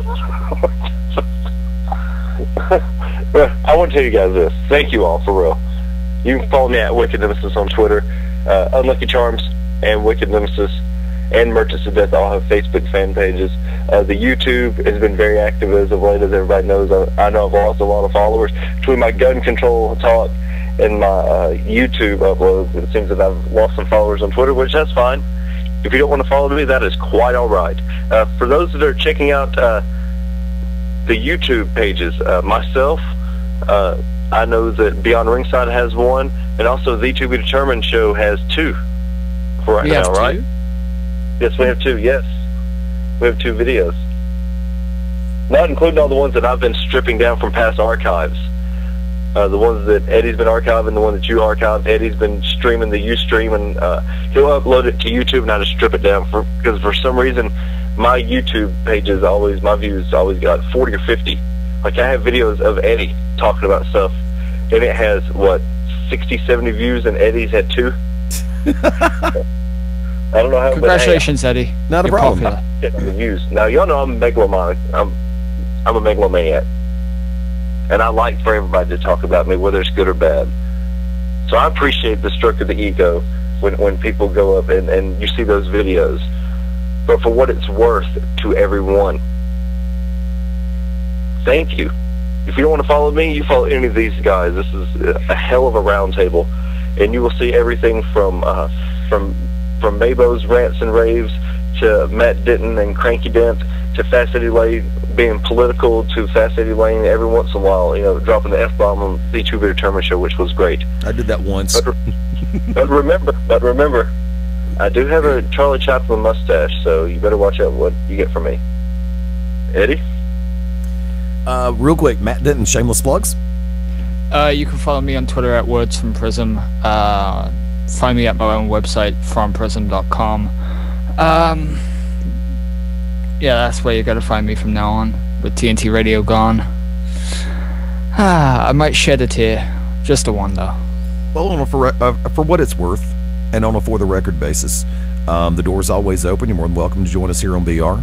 You know, your extended family, and the door, like I said, you always have a seat. Thank you. I appreciate that. You know, I'll be sure to abuse that every once in a while. Bring it on. The door, like I said, I wouldn't say it if it wasn't true. I wouldn't say it if I didn't mean it. And, you know, I'm looking at the factor that in our realm, tomorrow is Christmas Eve, and of course Christmas Day is officially going to begin for us in about, 29, 30 hours. And I've looked, I don't know if you've checked out .com lately, beyondringside.com. I've changed our gallery to what I affectionately call the promo wall.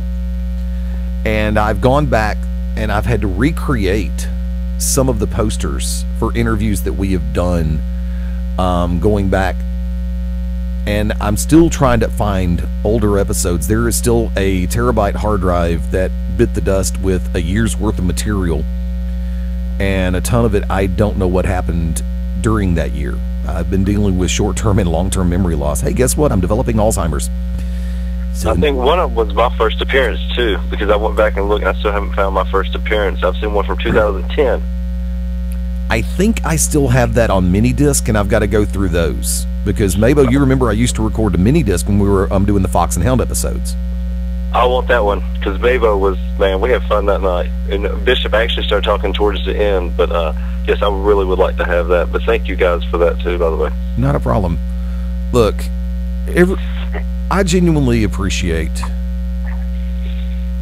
the forum that we've had, and I busted my ass in a labor of love for this, to create this back in the original run in 97 through 2000 and beyond, and then bringing it back a few years ago when we did, and whether it be with the Machine Guff Grayson, Hitman BDC Ryan Adcock, The Man Called Evil, Adam Smith, the Vanilla Study Understudy, Rogers Alley, Doug McGarry, Mike Wood up at the Alabama Radio Network, Late Night Lloyd over at Z92.5, and then carrying it through with Andy Hudson, Chase Pearson,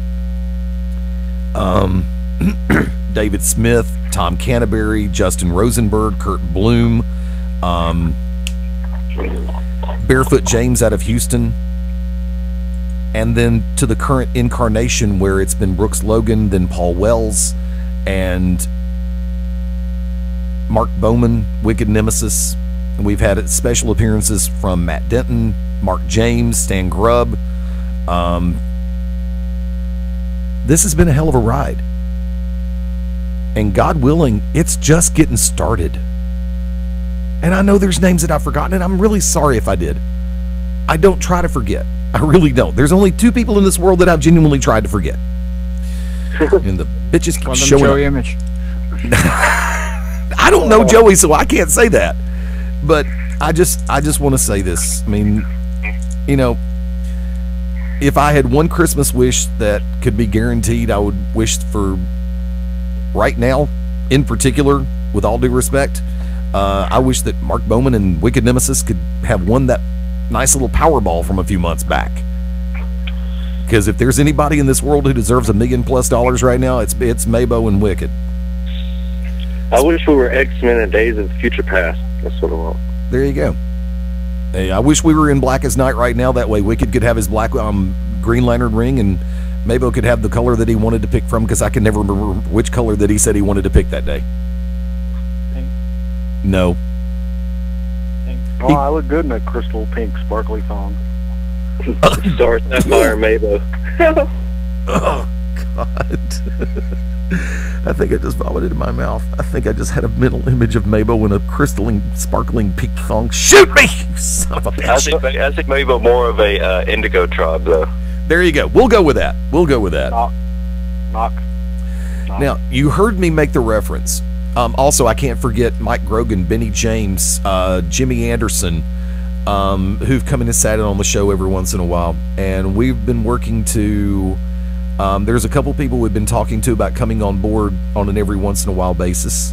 And I'm going to go ahead and say this, next Sunday night, we will be back on the 30th. I was going to say 29th, but that'd be wrong. It'd be the 30th for us. And I have invited back in at different times. It's not going to be a clusterfuck where everybody hits all at once.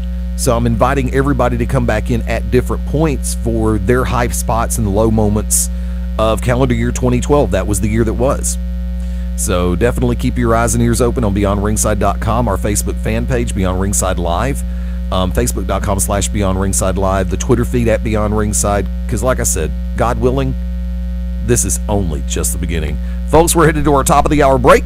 When we come back, MMA fighter and trainer John, the original Bone Shattuck, right here on Beyond Ringside. Stay tuned. Hi, this is Ozzy Osbourne. For many years, you know I've had a drink problem, and I'm trying to battle that problem every single day. But one thing I don't drive my car when I'm drinking. I get someone to drive me. Do not drink and drive. It's the stupidest thing. If you drink, just don't drive. Not only are you going to hurt yourself, you may hurt some other person, and you wouldn't want that on your conscience, would you? A public service announcement brought to you by the U.S. Department of Transportation, RAD, the National Association of Broadcasters, and the Ad Council. Ranger Station, Ranger speaking. Hi, I want to report a bear sighting. Location? My front door. Oh, really? And did the bear knock or use the doorbell? He used the doorbell. It was Smokey Bear. Now we're getting somewhere. Yeah, my husband was burning leaves in the yard. He just came inside for a second. Not a good idea. Smokey said the same thing. He said to never leave a fire unattended because it could lead to a wildfire. Yeah, but if it's too hot to touch, it's too hot to leave. Smokey said that too. We go way back. I knew him when he was just a cub. Oh, how cute. Rangers are many things, ma'am, but cute isn't one of them. Have a nice day. If you see someone in danger of starting a wildfire, step in and make a difference. Because 9 out of 10 wildfires are caused by humans. Brought to you by Smokey Bear, the U.S. Forest Service, your state forester, and the Ad Council. Learn more at smokeybear.com. Only you can prevent wildfires.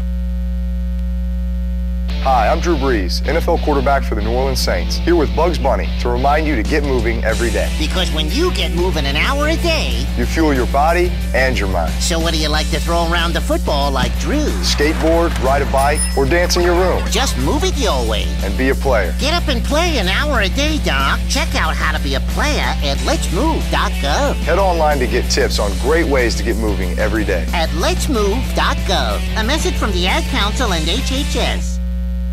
This is Angel, half of the Double Trouble Morning Team on Distant Thunder Radio, and you are locked in to Beyond Ringside.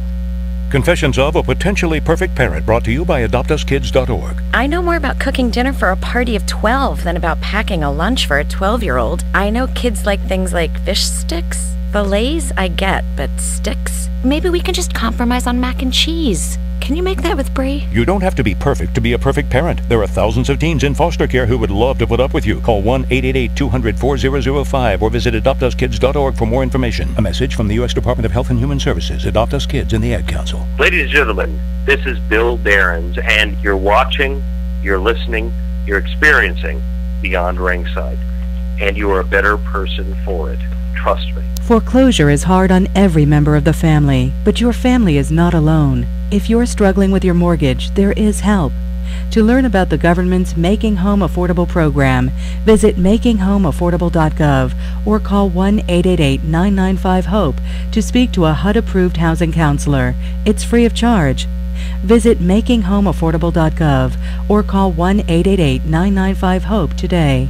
Brought to you by the U.S. Treasury, HUD, NeighborWorks America, and the Ad Council. Hi, this is Joe Elliott from Def Leppard for RAD. Planning on going out and having a party? Great, have a lot of fun. But do me a big favour and don't blow it. Always choose a designated driver. Remember, music lives. You should too.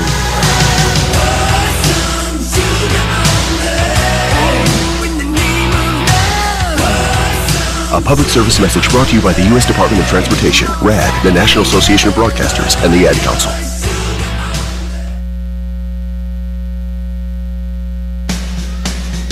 Hello, this is Robin Zander. Hello, this is Rick Nielsen from Cheap Trick for RAD. Some people think it's fun to drive drunk, but that's unacceptable. Be smart. If you drink, don't drive. Think ahead and choose a designated driver. Remember, music lives, and so should you.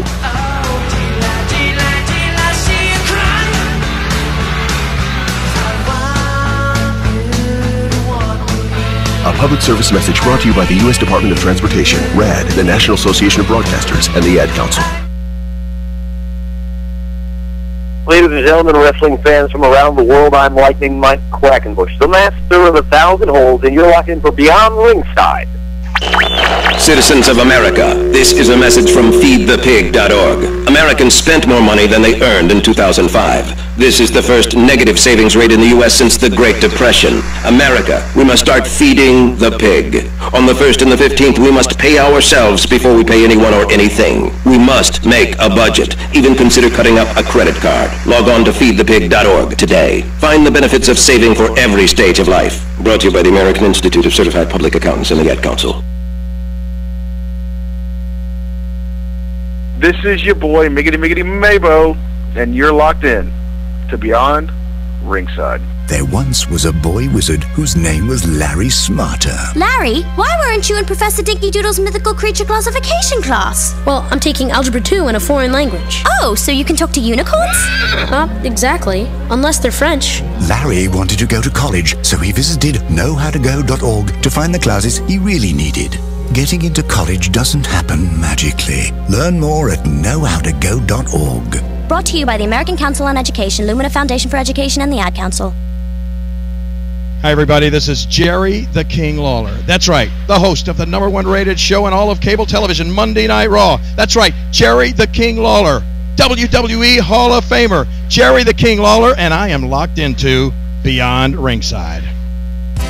Welcome to Move Time Radio, presented by the Arthritis Foundation, and we're smack dab in the middle of our dance-a-thon to fight arthritis pain. Me, I've been grooving for 10 hours straight, baby, but I'm a boogie machine. See, movement is just one of the ways to help fight osteoarthritis pain. Another is weight loss. You get rid of just 1 pound. That's 4 pounds of pressure off each knee. For more information on managing pain, visit fightarthritispain.org.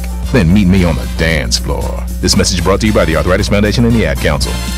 Hey people, this is the Machine Guff Grayson, live and in your face. And remember, you are locked in to Beyond Ringside. Welcome to the Maya and Miguel Challenge. Meet Maya and the gang. Oh, hi, I'm Maya. Maya and her friends want you to get up and play, because it's always more fun to be active. Let's get started. Just go to letsmove.gov and look for Maya and Miguel. You'll find tons of fun activities that'll help keep you healthy and active. Whether you play sports, run, dance, or jump in place, just get up and play at least an hour a day. Take the Maya and Miguel Challenge today at letsmove.gov. A message from the Ad Council and HHS. Everybody out there, this is the Human Hand Grenade, Danny Only, 1/2 of the Hate Junkies, 1/5 of POD, and you are locked in to Beyond Ringside. Hi, this is Little Steven for RAD. We all got to party now and then, but we've got to let somebody else do the driving. Please don't drink and don't drive with somebody else who's been drinking. Thank you. A public service announcement brought to you by the U.S. Department of Transportation, RAD, the National Association of Broadcasters, and the Ad Council.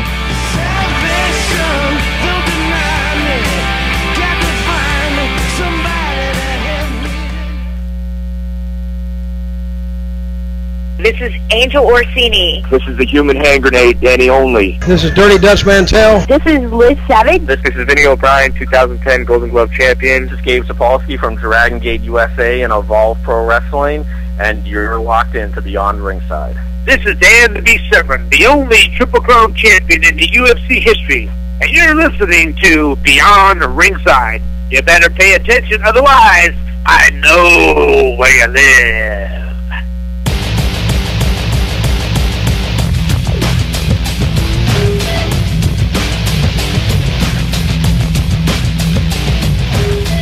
On a beautiful Sunday night. Well, depending on where you are geographically speaking, I'm down in the southeastern U.S. where it's a little partly cloudy, cold, and I'm praying for a blizzard on Christmas Day.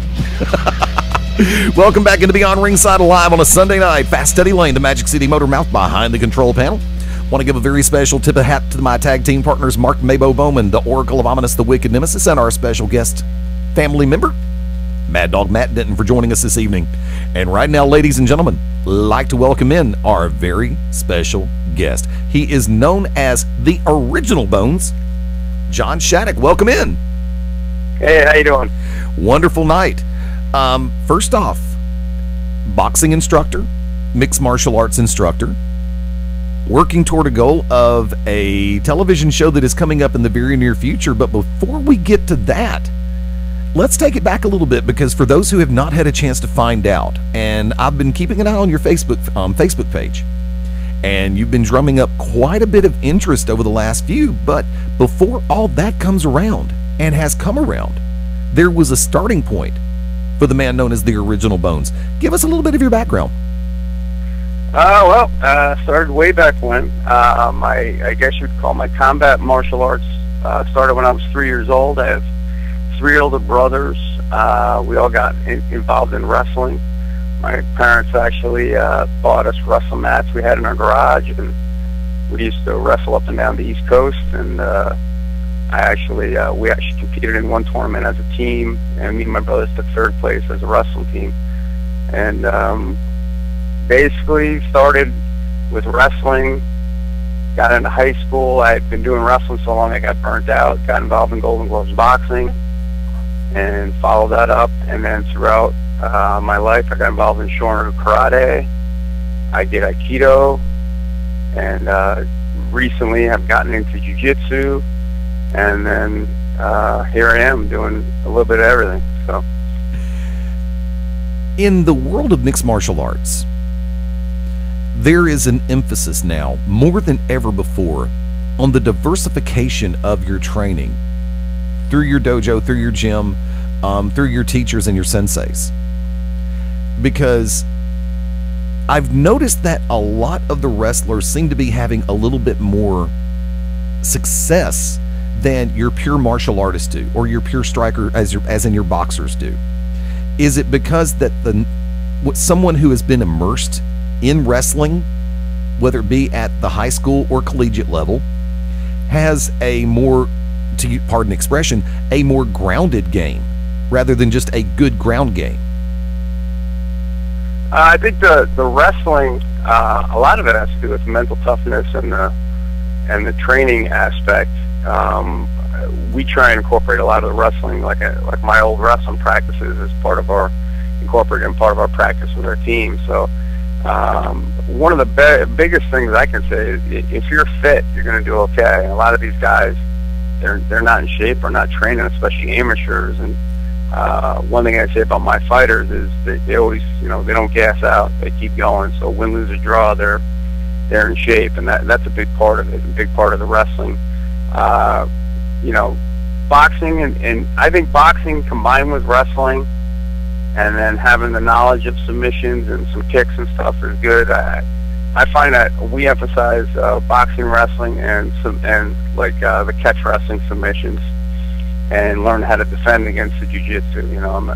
I'm not a high-level jiu-jitsu person, but I do study it, and I think the wrestling takedowns and the striking is probably your most important, because a knockdown counts as a knockdown, and the takedown in a lot of cases counts as a knockdown. So if you can do that and control the tempo and control the pace of the fight, you're going to win. Let me go ahead and ask, on a boxing related issue, how strong do you think the probability is right now for Pacquiao Marquez 5? Well, there's not a heck of a lot out there. I don't think the Mayweather fight's ever going to happen.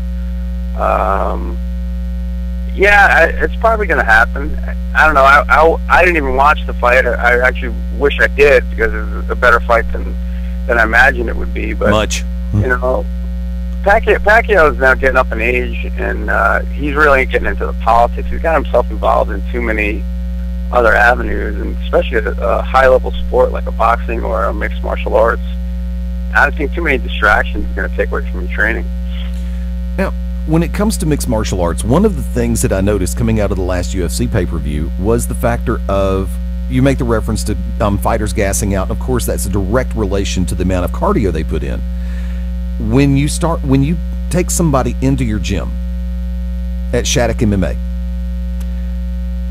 how early do you place a true emphasis on cardio and maintaining a high level of cardio training?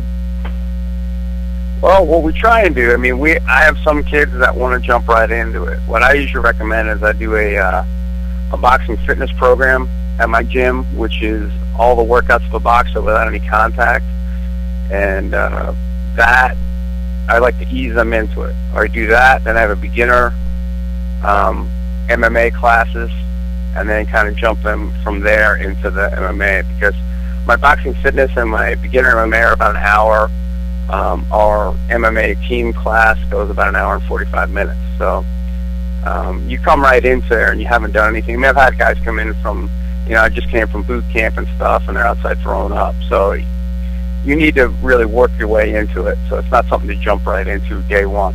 Unless the kid's got, let's say he's, a college wrestler that's training on a regular basis, or an Olympic-style boxer that's been training for a while, they'll probably hang with it. But your average person, they won't be able to hang with the cardio. That's the most important part, and that's kind of like our test to see if a guy's going to be able to last. Is, you can make through the cardio part of the thing, you're going to be tough enough to make it through the rest of the workout. Now, when it comes to being on the teaching side, when somebody in a loose conversation asks you, what do I look for in a coach? Whether the person's 16 years old or 25 years of age and they're really wanting to make their move, they've seen mixed martial arts, they've seen it on television, they've seen it live, and they say, I really want to give this a shot. What's one of the first things that you, when you tell them when you're approached about the question? What do they look for in a coach? Yeah. Yeah, well, look for somebody that's going to spend the time with you. Look for somebody, the biggest thing is a lot of the gyms that are just going to, if they're overcrowded. I have a small gym, and I think even if the success increases, I'll keep the classes small. I don't like to have, I don't want to have a class with like 30, 40 people in it. I think that's going to distract from your teaching unless you have a lot of other instructors that can help out. But the way I learned boxing was incorrect. Me and my brother were kind of thrown into the waters right away. We would spar right from day one. No warm-up, no cows, no drilling. We basically would get in the ring and spar every day. That's the gentleman that was teaching us had fought for the world title before. So I'm thinking, this guy knows what he's doing. And until my brother Chris had gone to Lake Placid to train with the Olympic team, we had figured out that they do drill, and they do, hit all the bags, and they do shadow box, and they do a lot of different other things. So, and we started to teach ourselves, so to speak, in the boxing. My brother Chris became my coach, and we went from there with our Golden Gloves.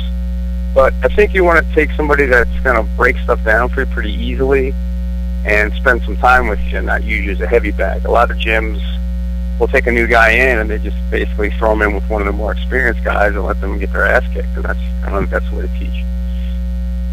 Now, I notice you've got a number of years in instruction experience, especially in the boxing realm. Tell me a little bit more about the white-collar boxing. Well, basically, it's all the workouts of a boxer without any contact. It's actually, my brother Chris had developed it before it became hip. He was the owner of a health club, and actually me and my two other brothers worked for him at this health club, and he had developed a way of training people to box without, getting contact. And the concept was get a boxer's body without getting a boxer's nose. And we had developed that. It's basically you develop footwork, develop how to throw the punches properly, teach them how to hit the different bags. You go on a time basis in each station, just like doing a fitness circuit, but you're doing a bag circuit. And not only are you teaching people to be fit, but you're actually teaching them a practical self-defense. So if you may come in a room and like take my class, and you may not know who's an actual competitive boxer and who's just taking the class. I mean, I have guys that are lawyers and doctors and people taking the class alongside with guys that are MMA fighters. So now, as I was doing a little bit of research and a little bit of learning, how many different certifications have you been able to accrue? A variety of different ones. I'm actually working on now getting my catch wrestling certification through ISWA. which unfortunately we had a seminar scheduled in a coming week, and it got canceled at the last minute because we had bad timing with the holidays. But I'm certified in a variety of different, between boxing and fitness over the years. Been involved in the health and fitness industry for over 25 years. I used to bodybuild, with boxing, with wrestling, jiu-jitsu. I'm a purple belt in Gaijin-Ryu jiu-jitsu, so I've been involved in a lot of different types of, between martial arts and different athletics. Sounds like you have a tremendously diverse portfolio, sir. Well, that's the idea, that I'm looking for. That's going to hopefully help me. I think it's better to be able to do a little bit of everything than just be a one-trick pony. Like, you could be a phenomenal striker, but what happens if the guy takes you down? Right. You're a great wrestler, or like a Damian Maya is phenomenal in jiu-jitsu, but he's had to learn how to do his striking down the road. He's actually a lot much better striker now, but when he first came to the UFC, if he could take you down, you were dead. But if not, he was in trouble. So there's something to be said about knowing a little bit of everything. Therein lies a question it just really dawned on me a minute ago, because I've had a chance to interview a number of different people from the world of boxing and the world of wrestling, as well as the world of mixed martial arts. And some people allude to a natural progression in this day and age, whereas 20 years ago, it really wasn't that prevalent. It was more of in its infancy as far as mixed martial arts go. And it was an entirely different style than what you see right now in, per se, the Ultimate Fighting Championship, or even in Strikeforce, Bellator, or the other promotions. For you, with the wrestling background and going into the boxing and going Golden Gloves, what originally drew you to the world of mixed martial arts? Well, the truth of the whole story, I was always a fan of it, but when UFC 1 came out, I was in the process of being a competitive boxer and having aspects of hoping to go maybe Olympics or go professional, so wasn't really paying attention to MMA. I had stayed in the health club business, stayed with teaching the fit box class, and down the road had gotten to a point in my life where I had put on some weight, and I was trying to figure out a way to get myself fit, and hadn't done any wrestling or grappling in years, and had found a jiu-jitsu studio about 5 miles from my house, which I didn't know existed. So I went and spoke with that gentleman, and he said, well, if you teach my guys how to box, you can train jiu-jitsu for free. Nice. So I started doing that and getting into that, and then I got us involved in a league that actually ended up becoming defunct and never happened. But if you remember the IFL, there was a company called the IBL that was trying to do a amateur boxing, amateur MMA teams, where it's similar to, they had the Silverbacks, and I think Gracie had a team. They had a couple different teams in there, and they were trying to do teams against teams, and it just never happened to develop. But that's how I started getting into the MMA. So I was taking my wrestling and boxing knowledge. One of my assistant coach has a background in kicking and striking. I mean, I did a little bit. I actually did competitive kickboxing, but it's not my forte. So we combined some kickboxing. We picked up some Muay Thai classes, and just evolved into. I got to a point where I was training with the guy with the jiu-jitsu, and he asked me. He was going to go to another part of the state, and said that I want to come with him. And I said, no, not really. I want to train people here. And he asked me if I wanted to take over the lease. So I took over the lease, and hence Shattuck MMA was born. And that's the story of me getting involved in it and coaching it. And over the years of teaching it, and as part of teaching it, I grew to love it, and then decided, you know what, I've competed in boxing, I've competed in wrestling. Most recently, I've done some jiu-jitsu tournaments. I've done kickboxing, but I've never done it in an MMA setting. So I wanted to do that so I could, tell the guys that are fighting MMA, hey, I've been there too, even though I've kind of been there in different aspects. So that's where this all comes about. A friend of mine told me about the Warrior Island coming up, and I decided that it might be a good idea for me to throw my hat in the ring. Which leads me to the crossover question. As you're listening to Beyond Ringside Live on a Sunday night, 24 after the top of the hour, Fast Eddie Lane being joined by MMA fighter and trainer John, the original Bones Shattuck.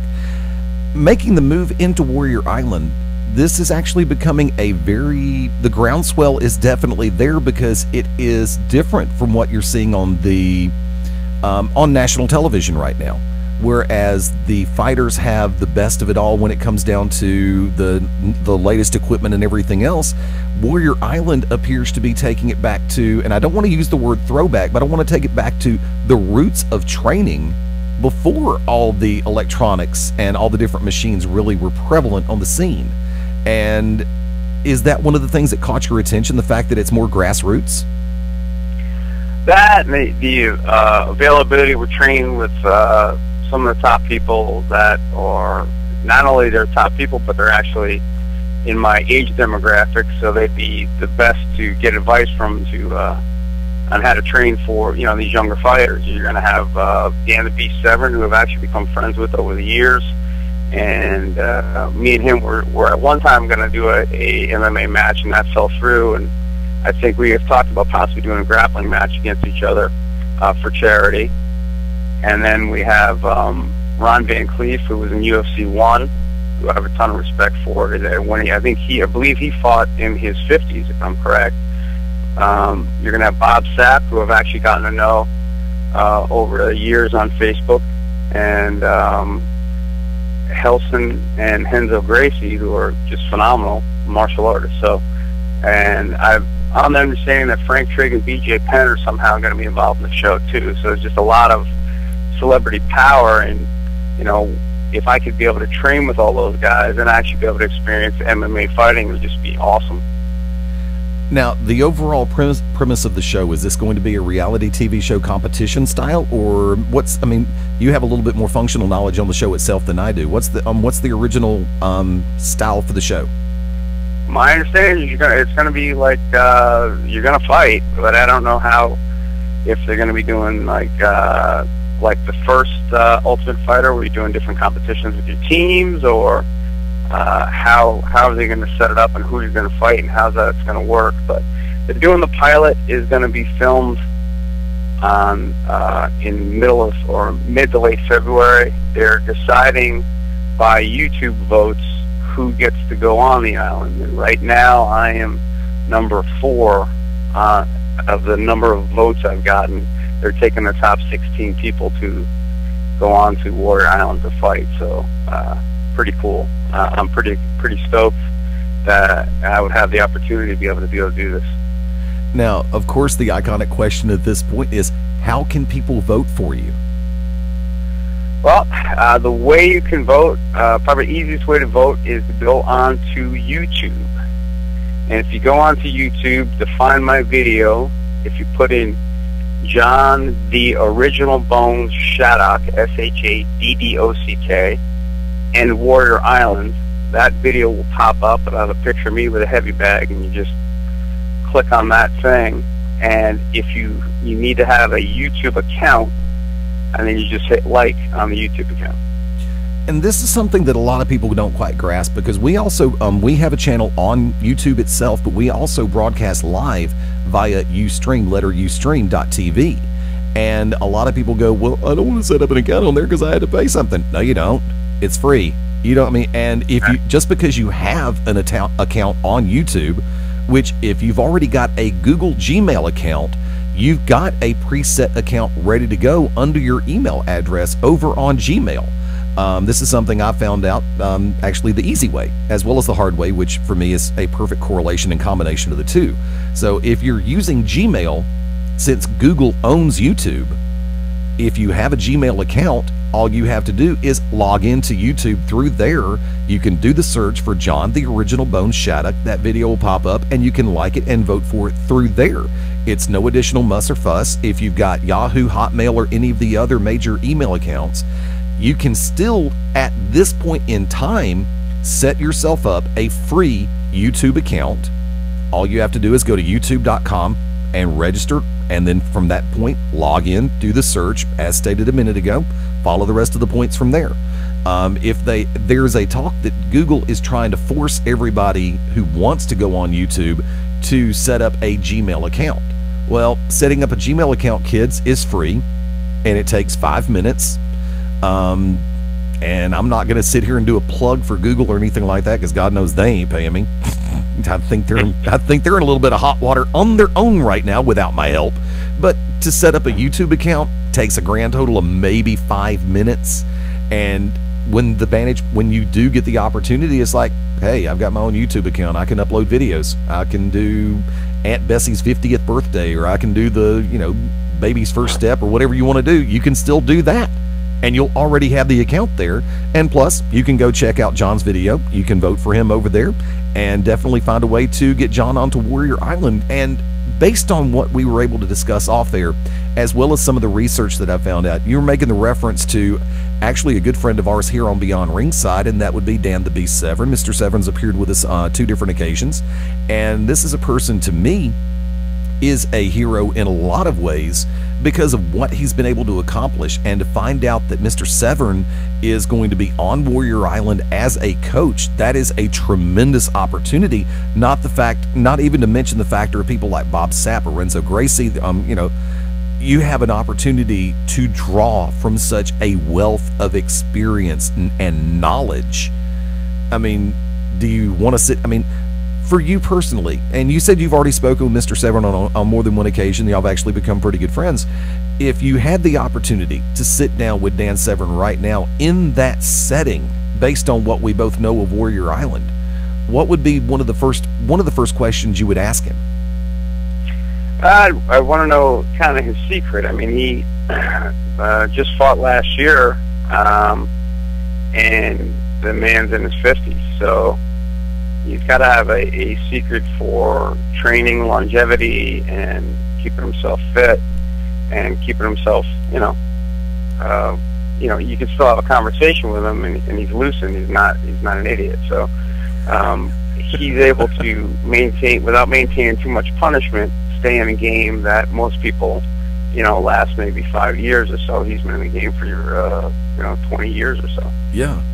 And this is a man who has been called who won the ultimate. Not to mention, in one of our other fortes here on Beyond Ringside, he's a former National Wrestling Alliance World Heavyweight Champion.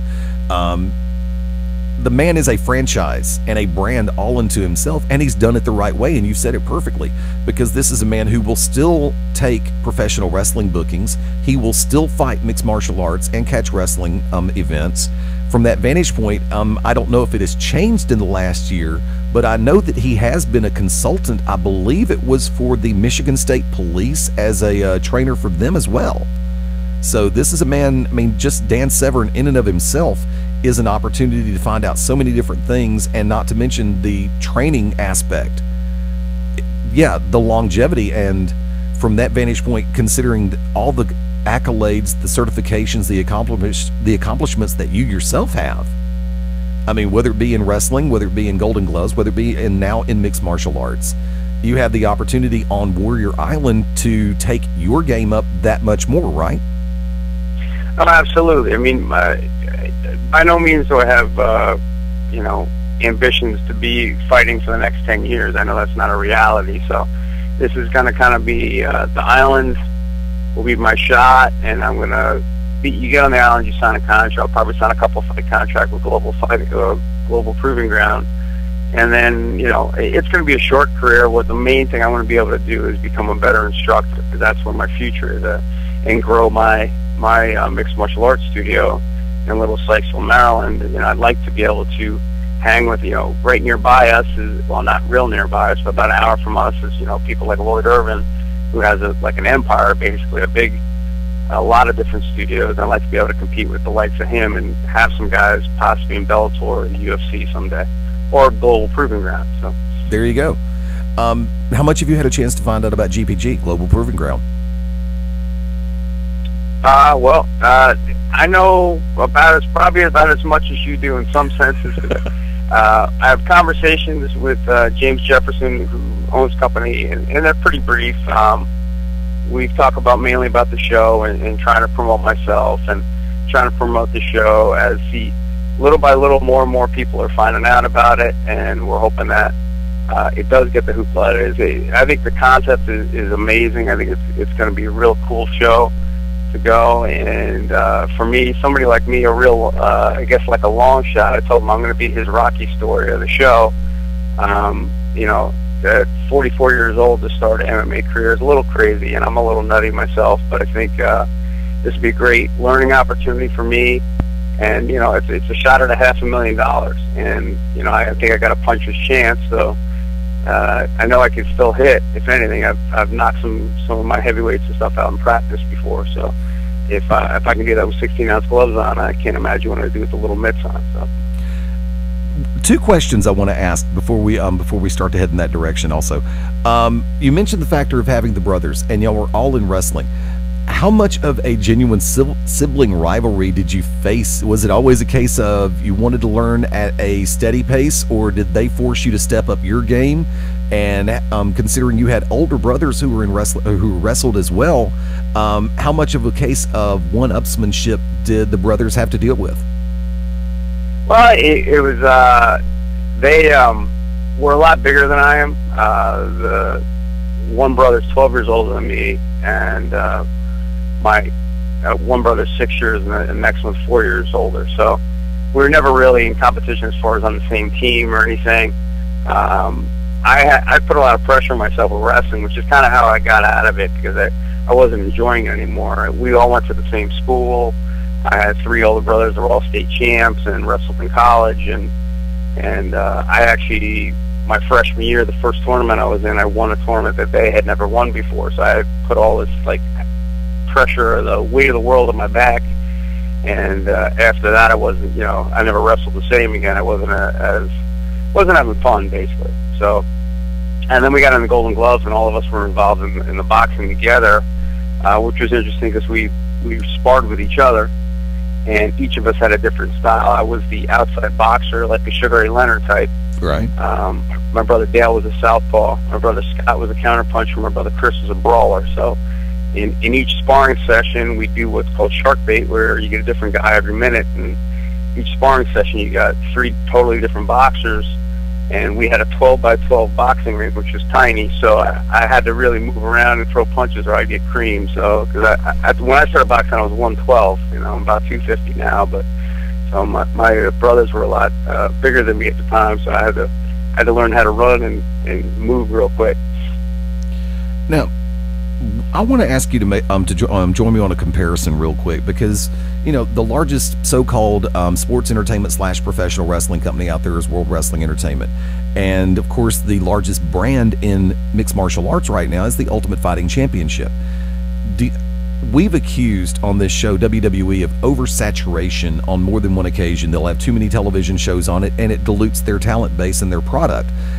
With the advent of so many different venues for people to see the UFC brand, do you think that there's a point where the UFC can oversaturate the market and dilute the product itself in the world of mixed martial arts? Yeah, I don't know. I think sometimes they do stuff incorrectly, where they have a pay-per-view on one night, and you're trying to ask yourself why, because the 2 guys that are headlining it aren't big names, and they'll do a free one on Fox, which is stock loaded with tons of talent and has great fights. So I find myself, you know, picking and choosing, and a lot of times I don't do the pay-per-view most of the time, because I can get better quality sometimes on the FX or Fox or Fuel fights than I can on the pay-per-view. So I don't think you're going to get accused of oversaturating, because I was trying to tell some of my students the other day that, I mean, I used to be able to watch top-level boxing on TV, back at NBC and ABC and, you know, Wide World of Sports, and watch Sugar Ray Leonard and Tommy Hearns fight on free TV, you know, back before all the pay-per-view stuff started to happen. And I think that's what's kind of hurt boxing a little bit, because, you know, if you're not pay-per-viewing, younger kids don't get to see it going on. I grew up watching some of the best fights on, you know, even ESPN doesn't show the boxing as much as it used to. So you used to be able to watch, you know, Friday Night the Fights all the time and stuff, and you're just not seeing it anymore. So I think actually the more saturation, the better, because it's going to get people involved. got Bellator now coming up, and they have some good shows as well. So I'd like to see it more often. I think there's still, believe it or not, a lot of people that don't know about mixed martial arts and don't understand it. They may have heard of it, but they think it's cockfighting, and they don't understand the whole techniques and all that stuff. Right. Well, there's been a tremendous swerve, not necessarily in a negative way, but when the way UFC 1 was done as opposed to the most recent UFC event, because one of the things that really intrigued me about the original basis points for mixed martial arts tournaments, i.e. the Japanese shows, was the fact that they would have so many different diverse individuals from different backgrounds come in for those fights. You'd have the pure boxer, the wrestler, the taekwondo, the jiu-jitsu fighter, and it would be a genuine tournament to see who was the best out of all of the different disciplines and sporting styles. And now you've got so many people who are concentrating on the fusion of boxing, ground wrestling, Greco-Roman freestyle, as well as the Brazilian jiu-jitsu and Muay Thai, to where I think that we've lost a little bit. And it's not necessarily a dilution of the product itself, but some people would say that, and I agree with it to a small degree, but I think it also incorporates the fact that you're trying to make yourself a more well-rounded fighter that's opening your eyes to new disciplines and not just relying on one particular thing. Agree or disagree? I agree. Well, if you looked at the advertisement for the Warrior Islands, that's kind of where they're trying to go. They are trying to get different fighters from different disciplines. I think nowadays you're going to get a lot of MMA fighters. But I mean, if I was I'd classify myself as a striker. I mean, that's what you're going to go back to what you're most comfortable with. I had my most success with that, but I'm not a slouch on the ground either, which I think is good.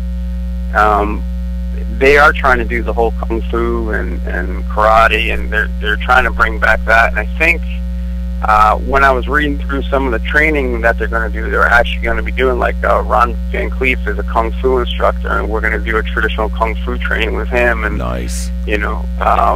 Dan will more likely than not be teaching the traditional wrestling, and you got Henzo and Helson Gracie. You can't get better jiu-jitsu than that, so we'll learn jiu-jitsu from them. So I do believe that each one of the masters is going to focus on one technique, which is again going to bring back that basis. But every fighter has really, they're not great at everything. I think there's one significant style that they're better. I mean, I would say, even GSP is probably a better wrestler than any of the other things that he does.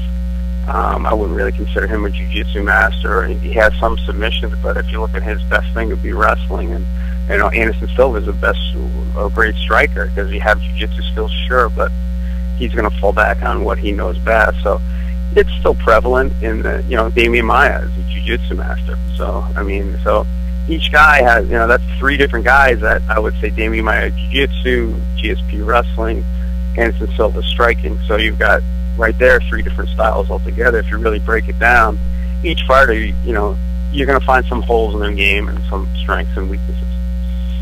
It sounds like it's going to be a really good show to keep an eye on. It's called Warrior Island, and casting is being handled right now. Our special guest, John the Original Bone Shattuck, of course, vying for one of those spots. How many spots are total? Well, what they're looking for is 16 for the pilot. Now, the cool thing about it is, if somebody's listening in on the show and they're like, gosh, I want to get involved, they're actually filming for the show will be decided on March 15th. I'm hoping to get on the pilot, and if you survive the pilot, you stay on and go on to the show, which is going to be filmed in April. So if somebody's listening and they say, oh man, I missed my opportunity, you didn't. You can still get on the show. You go onto Global Proving Ground, and it will give you directions on how to actually upload your video and get yourself on there. Or you can go to one of the, actually I don't think they have any more casting calls. I think they've done their last casting call. But you can still upload your video. If you got a ton of friends on Facebook and YouTube and Twitter, that's how I did it. Get them all to vote for yourself and get yourself on the show. The more different your competitors, the better it's going to be. So if you're a kung fu guy that doesn't do MMA but wants to try it, or you're a strong karate guy, or you're a Golden Gloves boxer that just thinks that I'm going to be able to hit everybody and they're not going to be able to take me down, and go for it, man. Get on the show. and talk to James, and he'll get you on there. Also, since the voting's coming to an end for this, what I'd like to be is in the top 3. Right now, the top 3 people are from the UK, and I'm from the US of A, obviously. I want to see somebody from the US in the top 3. So if you could go to YouTube, John, the Original Bones Shattuck, Warrior Island, and make sure you have a YouTube account, click on like, you can get me on the show, and hopefully after the show I'll notice a bunch of likes on my YouTube account. That'd be cool to see. Now, I would like to invite you to come back. Let us know what's going on. Keep us posted. Keep us in the loop. We're definitely backing you on this.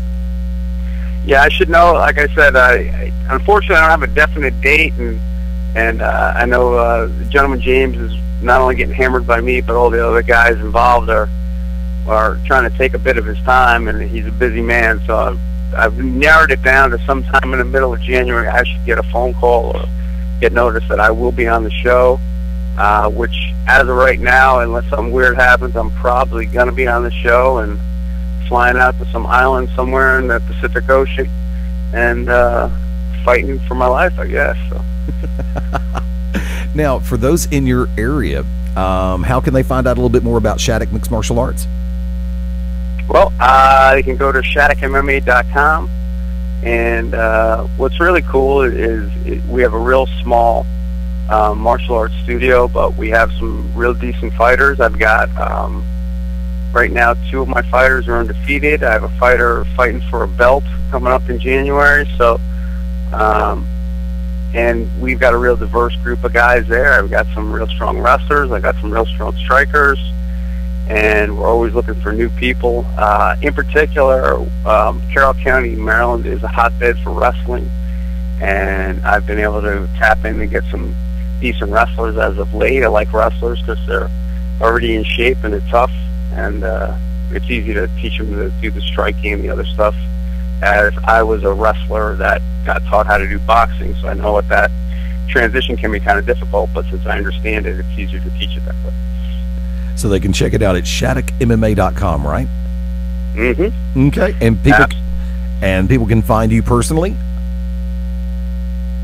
I'm sorry? People can find you personally on social media, Facebook, Twitter, MySpace? Yes, if you go on Facebook, it's under John Shattuck. On Twitter, I'm under Bones Shattuck. LinkedIn, I'm on John Shattuck. Google Plus, I'm on John Shattuck. So I'm everywhere. I'm trying to promote my business and now promote myself for the Warrior Island. So I'm pretty much, worst case scenario, just Google me, look up John Shattuck, you'll find something on social media on me. We want to wish you the very best on this. Like I said, please, the door is always open. Keep us posted. Let us know what's going on. I'm going to send you a note from my personal Facebook account. That way I can keep a little bit better in touch on the overall situation. But definitely the door is open. Love to, and when you've got fighters coming up on shows in your area, let us know about the show itself, and we'll try to get the word out for you. Cool. Yeah. No, we got. I'm trying to think of what promotion we're fighting. I got 4 guys fighting on January 17th, I believe, off the top of my head. So I've got some kids coming up. We're getting pretty excited about that. They're actually gonna go real hard in the next couple of weeks, get them ready for their fight, and it's gonna help me boost myself up to get ready for my fight. And I hope to hear from you soon. If you would, you don't mind sharing this interview, if you could post it on my Facebook page, that'd be great. And, yeah, the podcast will be up before Monday night. Fantastic. Ladies and gentlemen, like I said, be sure to check it out. Warrior Island, and the casting is being done right now, and our very special guest very much in the mix. Like I said, if you don't already have one, create a free YouTube account and do a quick YouTube search for John the Original Bones Shattuck and Warrior Island, and that'll pull up his promo. You'll get a chance to check it out. You'll get a chance to like it, and definitely we'll do everything we can to help get him on this show, because we're looking for great things. He said the top 3 guys right now are from the UK, and we want somebody from the good old US of A right there in the mix, and he is our special guest at this time. Ladies and gentlemen, John the Original Bones Shattuck has just gone beyond ringside, and we'll be back on the Beyond Ringside Radio Network right after this. As an expectant mom, I'm especially at risk for serious flu-related complications. That's why the CDC and American College of Obstetricians and Gynecologists recommend that pregnant women like me get both the H1N1 and seasonal flu vaccines. Vaccination is safe and is the most effective way to protect ourselves and our babies. For more information and to get the facts, go to flu.gov. Together, we can all fight the flu. A message from the U.S. Department of Health and Human Services and the Ad Council. Hey parents, pick up your kids without embarrassing them with OMGPS, a navigation system that tells you how far away you need to park when you pick them up. Keisha at mall. Proceed to outer food court. Thanks, OMGPS. OMGPS is not available in stores because it doesn't exist. But that's okay. You don't have to be perfect to be a perfect parent, because kids in foster care don't need perfection. They need you. For more information on how you can adopt, go to adoptuskids.org. Brought to you by the U.S. Department of Health and Human Services, Adopt Us Kids, and the Ad Council. You have tuned in and are now live listening to the 3-time NWA Heavyweight Champion of the World, Scrapper and Pierce. And just like you, I am also locked in. And brother, we are beyond ringside. This morning, a woman reached out. A man stepped up. Somebody sat down with 16-year-old Steven and taught him better study habits, and suddenly, toughing it out till graduation seemed to Steven a pretty good idea. We're realizing the way we live our lives can impact the way others live theirs, their education, their income, their health. We're not just wearing the shirt, we're living it. Give, advocate, volunteer, Live United. Go to liveunited.org. Brought to you by United Way and the Ad Council. This is Vengeance David Fuller, and you're locked in to Beyond Ringside. Hi, this is John Andrasik of Five for Fighting, here for RAD, the entertainment industry's voice for road safety. You know, style is a personal thing, and your lifestyle is your business. But if you take it on the road, it becomes everybody's business. So please, plan ahead, designate before you celebrate. Friends, don't let friends drive drunk. A public service announcement brought to you by RAD, the National Association of Broadcasters, and the Ad Council. And this is Kenny Kip Kennedy, master of Kenny's Kempo Karate, and you're locked in to Beyond Ringside. Smells good. Well, look who came out of his man cave. Just checking on you and dinner. Well, your stomach clock is fast. Gonna be a while. Well, why don't you... You okay? Oh, honey! 2 out of 3 people with diabetes die of a heart attack or stroke. But you can lower the risk. Ask your healthcare provider how. For more info, go to diabetesactnow.org. Brought to you by the American Diabetes Association and the Ad Council. This is the beat.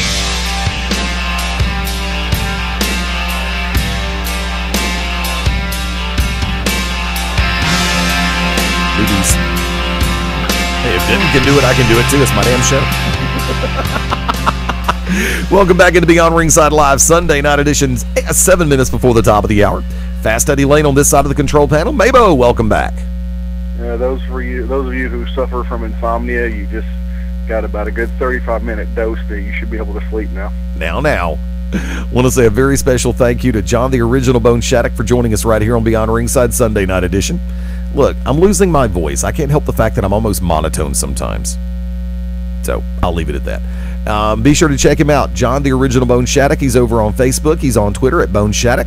And want to get him voted on to Warrior Island, mixed martial arts reality show coming up where they're going back to the basics. And that's something that a lot of people can learn from, because in this day and age when you've got the best of everything being handed to you and the new innovations being made to where it seems like you're not just working out, you're going through the motions. Based on what John told me off air about some of the things they're going to be doing on Warrior Island, where I really think that it would do a lot of people good to get back to the grassroots, to the bare bones style of working out, training, doing cardio. You know, I love the elliptical. I can hang on. I mean, even 5'8", 235 pounds, I can still go 30 minutes on an elliptical. Yeah, I'll be sweating my nails off, but by the same token, there's so many different other words I wanted to put in there. I'll still be sweating like a mother, but by the same token, you know, it's different than being actually on the street, on the sidewalk, or on a path, actually running and being out there in the middle of everything. If you're in a controlled environment, you only benefit from it so much. I mean, it's kind of like, okay, in the real world, I've worked a job where I've been inside of a meat locker or a food freezer, beer cooler, soft drinks, all of the above, and different people have different ways that they like to stock. And for me personally, it's like, no, just go ahead and put me in the damn cooler.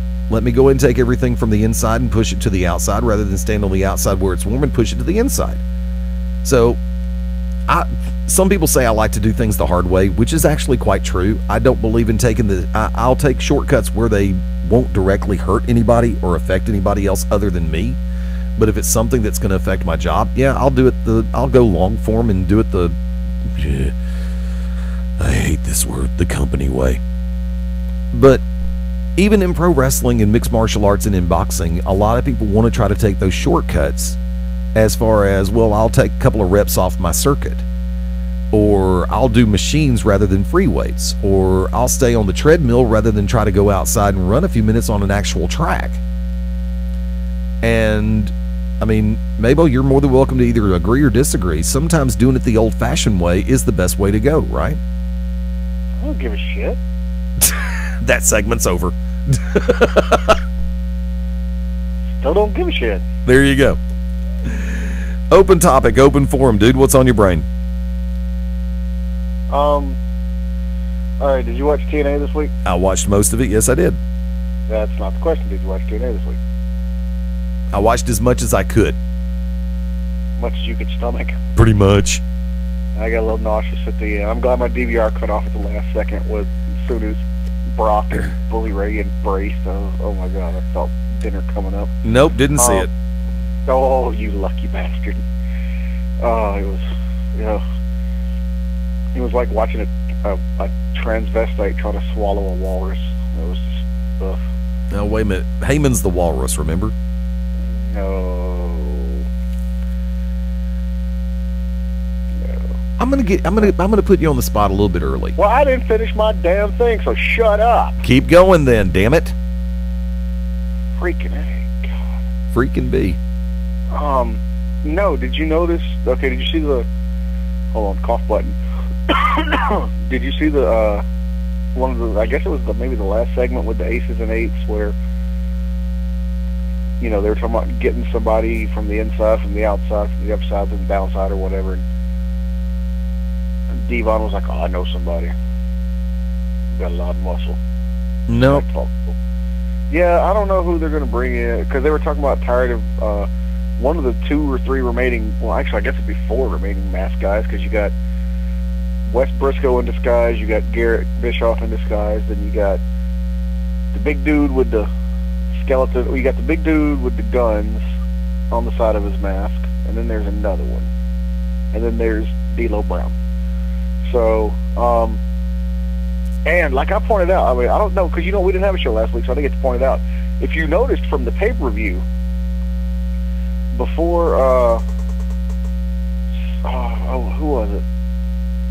I don't know. Kurt was about to get whacked in the back of the head. Okay. But before, I think it was before Kurt was about to angle slam one of them, Wes tackled him out of the ring. Right. Duh, right there. I'm telling you. They're setting it up for Briscoe to be the inside guy. D'Lo set it up for Al Snow would be Mrs. Flight or whatever happened to Al Snow. I'm telling you. But anyway, Devon said something about finding an inside guy with a lot of muscle. Who do you think that could be? I mean, do you think they're going to bring back somebody? Because they already blew the whole 1-3-13 or whatever it was supposed to be by saying, just go ahead and saying it was Sting. Yeah. So, who possibly could they be bringing in? I don't know if they're bringing in or bringing back or just swerving. Why not make it? There's a hot rumor that it's Joseph Park, or Chris Park, Abyss. But would it make sense to have Abyss on that squad?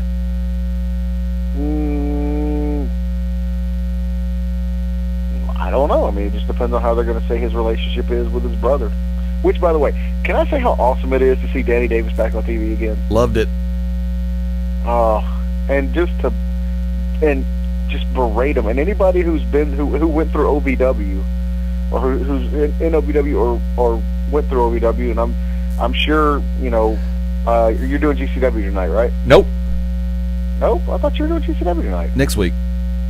I thought it said on your post this week. Nope. Well, anyway, I'm sure you can get in touch with Blur Hagen, and he being good friends with Seth Skyfire, who was up in OVW, who was around Danny Davis. I'm pretty sure Blur Hagen could sit there and tell you that how Danny Davis was on TV the other night, yelling at Joseph Park. I'm pretty sure that's exactly how he is in real life. I didn't like when he called him. He's like, "Josh, are you okay?" He's like, "My name's Joseph." I don't know. I like the whole thing. I'm starting to kind of grow on the whole Joseph Parks thing, but I don't think it would be. I don't know. I think it would be a good idea to bring Abyss in. I don't know. Well, you've got a lot of people who have been like, okay, are they going to bring him back? When are they going to bring him back? It's inevitable they'll bring him back, or is the character actually just played? I don't think it's played. I think the Abyss character was totally misused in the last year that Abyss was on television. I think Abyss needs to, the worst thing that you can do is domesticate a monster. And I really enjoyed Abyss when it was, pardon the expression, balls to the wall, nonstop carnage. When you tried to make him, the art to taking a heel or a character like Abyss and turning him face, you can't take out that much of his arsenal. The preconceived notion, and you can agree with me if you or disagree, I'm open for either discussion. If you take, it's kind of like when they turned the Road Warriors babyface and made them vulnerable. Well, they were vulnerable sometimes as heels because, remember, I think Austin Idol and Jerry Lawler were technically face characters coming into WCW. They hated each other in Mid-South, but when it came down to it, when they put Idol and Lawler over the Warriors, they were still heel. When the Road Warriors dropped the tag belts of the AWA, they were still heel. And granted, not everybody is ever going to have that kind of momentum. The Road Warriors were catching lightning in a bottle, to use that expression. Abyss was lightning in a bottle to a great degree, and then they completely emasculated the character by taking him away from the hardcore style, or at least the hardcore attitude. And I personally think that the character was misused over the last year that he was there, and to let Abyss come back and be that monster again, I think would be a good thing. Agree or disagree? Well, can you say the same for Kane? Yes. But they brought back when he came back with the new mask, with the mask back on. He came back with the new mask wearing the freaking Tool/War helmet or whatever. They brought him back as big scary psycho monster, and now look where he went through therapy, and I'm not gonna say he's a complete comic foil, but it's comic enough. Yeah, but he still has that air about him when he gets in the ring and the match starts. He's more or less still down to earth, down to business Kane. So what's the difference between him and Abyss?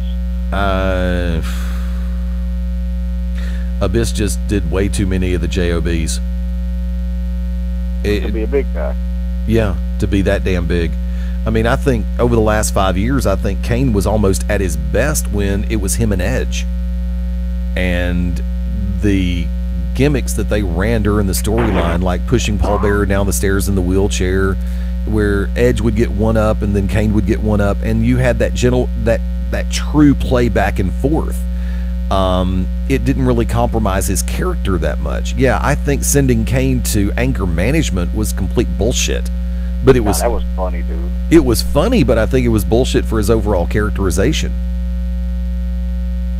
Oh, and to kind of go on a side note there, remember how they always kept teasing about bringing Harold in? Yeah. Scorpio Sky? Yeah. Yeah, he went and done said some stuff on his Twitter, and WWE was like, no. So there will not be. Now I don't know about their doctor, but definitely Harold will not be. Harold will not be joining anybody anytime soon. Or Harold. I don't know. I still think they're going to do the whole. There is no Joseph Park. Like something happened in Abyss and the mental thing, and it's going to turn out they're the same person, and he's got split personalities or something. Because he's doing too much of the Abyss stuff. I'm just saying. Yeah, and to get him, well, I don't know. There's so many stumbling blocks that TNA puts in its own way. I mean, I genuinely have not seen a company shoot itself in the foot as many times in 1 year as Impact Wrestling has. Have you? None that's still on TV. Well, I mean, I was watching ROH yesterday, and it's you mean the best of. Yeah, I was happy. I was going to bring that up too because I never saw. What was it? The Briscoes versus what was it? Steen and Jacobs, or Yeah. Steen and Carino. See, I don't remember them airing that on TV. Was that like from one of the shows? It was. Dude, when Mark busted out the dadgum New Jack style dive. I loved it, but I was also scared to death for his safety because that's one hell of a jump, dude. But see, that's the thing is, unlike New Jack, where New Jack would just crawl and then kind of just like fall. Mark jumped. Yeah, he launched himself, and I was like, oh, and he hit him perfectly. Yeah. And I'm sorry, I don't care what they say about us fat people. We're not squishy. When you land on us, it's not squishy. It hurts. It hurts everybody. Water is soft, but if you jump from high enough and do a belly flop on it, it's going to hurt. I've done that before from the high dive, belly flop. Oh, God. Or a backbuster from the high dive. It's like, I will never do that again. And I've lived up to that term. I'm wondering how bad of a case of like diarrhea did Kevin Steen have after having Mark Briscoe jump off and land on him? Because Mark comes in, what, 220? Not like right that instant, like not like Steen instantly crapped his pants, but I mean, I'm just saying, I grew up with little cousins, and they would jump on me and stuff, and being bigger than they were, it was no big deal, but about a day or so later, I'd be crapping, like just squirting, like I was like no tomorrow. I'm just wondering if like a day or two after the show was like Steen just sitting at home just peeing out of his butt.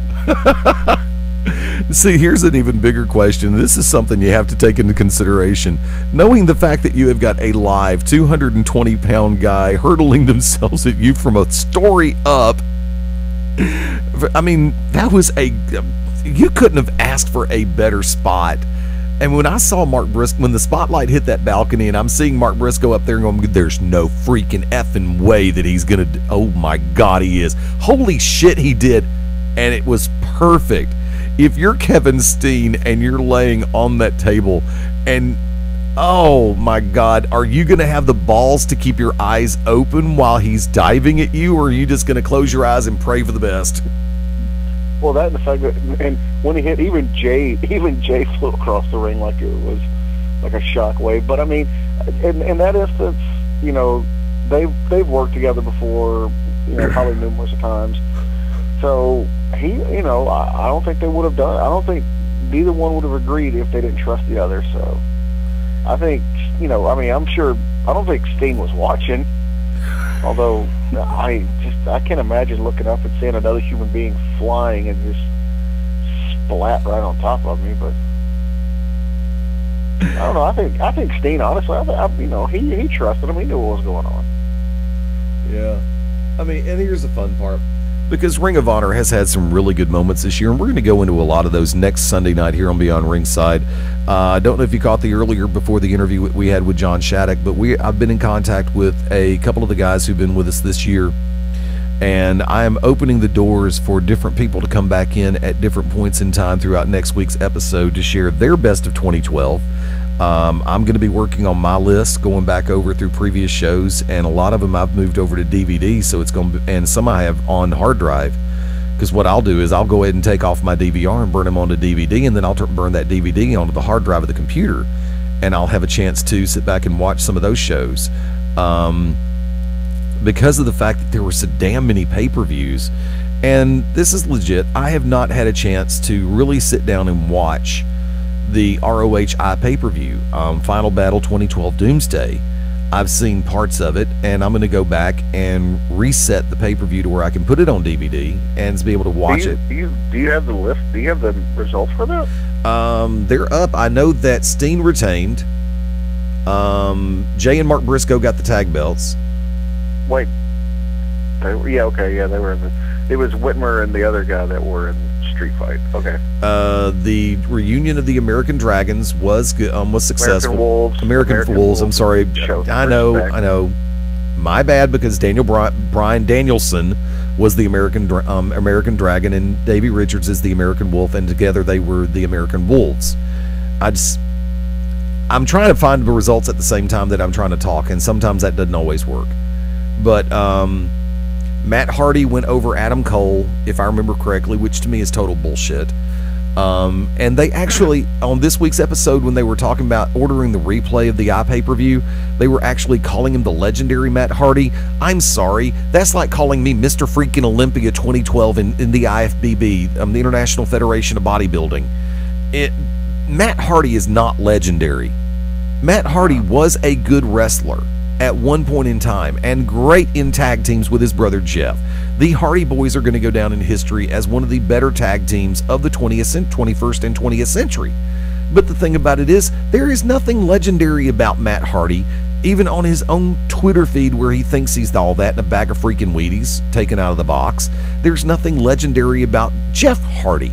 The Hardy Boys have the potential to be called a legendary tag team, but individually, I'm sorry, they are not freaking legendary. I don't care who says what. Agree or disagree, Mark? Oh, I mean, what have they honestly done separately that makes them stand out? I mean, Jeff's done a ton more, and I think he's been...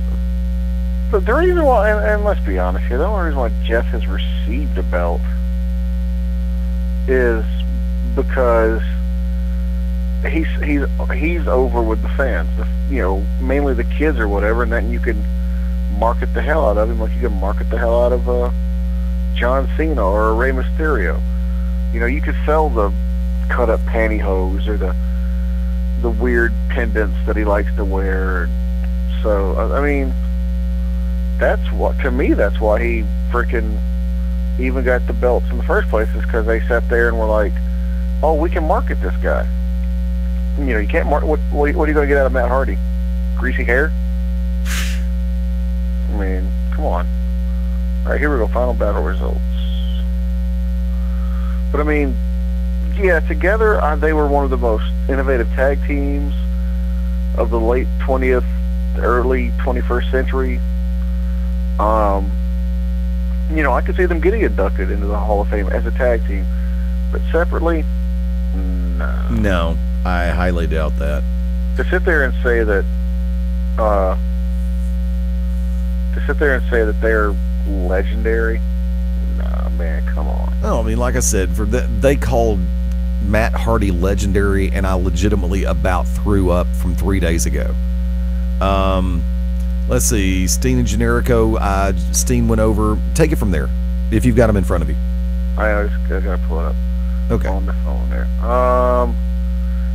Roderick Strong defeated Michael Elgin via a suplex into a backbreaker. That's a big boy to try to pick up. Yeah. God, he's beefy. Jay Lethal defeated Rhino. R.D. Evans defeated Prince Nana. Wrestling's Greatest Tag Team defeated Whitmer and Titus with a belly-to-belly suplex through a table. Mike Bennett defeated Jerry Lynn. By the way, how much are they putting Mike Bennett over? But see, Bennett's good. I like Bennett. Well, I'm not denying that, but I mean, put him over Lance Storm, put him over Jerry Lynn. I think he's went over a couple more, like, I'm not gonna say legends, but notable names. Yes, very notable names. And I heard the WWE's scouting him too. Yeah. Allegedly. Allegedly. That's the only time I'll use allegedly. Not allegedly. Ric Flair's a child molester. American Wolves defeated Kyle O'Reilly and Bobby Fish via ref stoppage. Bobby Fish, can you pick a worse name? Seriously? Fish. Bobby Fish. Sounds like a comedian. freaking tonight down at the Stardome, Heath Heights is headlining, and Bobby Fish is going to be opening up. He's going to be doing the MC work there. There you go. Matt Hardy defeated Adam Cole with a small. Even beat him with a small package. Couldn't beat him with a Twist of Fate or the Jimmy Leg Drop or anything like that. No. Defeated him with a small package. Yeah. Ugh. And then, of course, like you said, Briscoes defeated Scum and Coleman and Alexander via the Doomsday Device. Ladder War 4, we all know Kevin Steen and the stuff and the thing and the heck. I mean, at this point, do you think it's about time for old Steen and Stein there to lose the belt there? How do you think they're going to? I mean, I thought they'd go and put the belt on Generico just for the hell of it, just to see what the fan reaction would be. You think maybe they might try to do a Punk-style run with Steen? No. So when did he win it? Say what? When did he win it? He's had it for the better part of the year. You don't think they'll do it? You don't think they'll try to do a 365 plus? No, because if they do, they'll people will accuse ROH of copycatting WWE. Well, look, they don't have much going for them right now anyway. Why not? Well, I think right now, and this is a straight shoot, I think ROH needs a complete reset. I think it's become too much of a cluster. They've done too many different things in too many different directions. And I think personally that Final Battle 2012 would have been a great time for a pure reset. Coming out of the Cornette run into the McGuinness era, there's some things, it's almost like you need to do in DC Comics a 0 hour and start with issue 0 after Final Battle. You need to have clear-cut rivalries, which there are some in the tag team division, but I don't see that really happening in the television title arena. I don't really see that in the heavyweight title arena. And well, right now, people could say it's Kevin Steen versus the World. Well, yeah, and that's a great idea to have, but by the same token, even in the world of professional wrestling especially, you have to be able to define the world. Because this industry has been based so long and so often on the traditionalistic roles, where even WWE has it to where you've got some people who are going after the world title, some people going after the WWE title. You've got clear-cut rivalries for the US title, the IC belt, the tag belts, the Divas belt, and then the other rivalries that are in place outside of the title picture. You have to be able to lay down somewhere for people to make that mental grasp and that emotional investment to where they can see what's going where and how it's going, to where they know I can cheer for this person, I can boo this person, I can be, cheer boo, boo yay for this other person every 5 minutes. And for as much as they've tried to lay it down over the last couple of months, it's fallen apart. And don't get me wrong, once again, Mabo, you know better than anybody. I appreciate ROH. I like ROH. I have the highest hopes and expectations. That's the word that really kills a lot of it right there, is expectations. But I have the highest hopes in the world that ROH can genuinely come into their own and be the ROH that has developed that cult following, that to where, when you talk about wrestling, you talk about Ring of Honor. And when some of the guys move on to other projects, like when the Young Bucks came down, Nick and Matt Jackson, where have they been over the last couple of months? Yeah, they made appearances with Chikara, and I'm glad to see that they are. Well, they have to. I think they're still the tag champs. Yeah, I think so. But by the same token, I mean, Chikara's off till after the first of the year. ROH is off till after the first of the year. WWE has got some shows coming up next week. Matter of fact, I found out about a couple of them. Impact is still doing a couple of shows in the final part of Christmas week. No, everything's been taped already. You talking about TV? Yeah, no, I'm talking about live appearances, house shows. Oh, okay. That's all been taped. Yeah, and for what it's worth, I think that ROH could do well if they could get everything lined up for more Road Rage show tapings. Or hey, how about this? How about since you got more than just the OVW Arena or Du Burns or wherever they tape. Du Burns. Or or up in, well, no, I'm talking about that. Maryland. Dubers. You know, and then up in the Northeast. Hey, how about this? Sinclair Broadcasting, you got some of your freaking affiliates down south. Why not come out down south? Honestly, and the reason why they're going to be skittish about touching Birmingham is because the numbers are not strong here. I mean, they've got 2 decent time slots, Saturday night 6 p.m. on My 68, and then they turn around and do Sunday evening at 11 o'clock. They've got 2 decent time slots, and this is legit. Their numbers are not that good down here, and I don't know why. I mean, maybe. Go ahead. Take a drink there. Maybe if they came down here and did a show, people could see, and then the numbers would increase.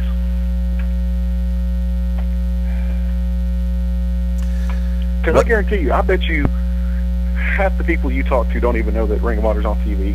Very true. Very true. Very understandable point also.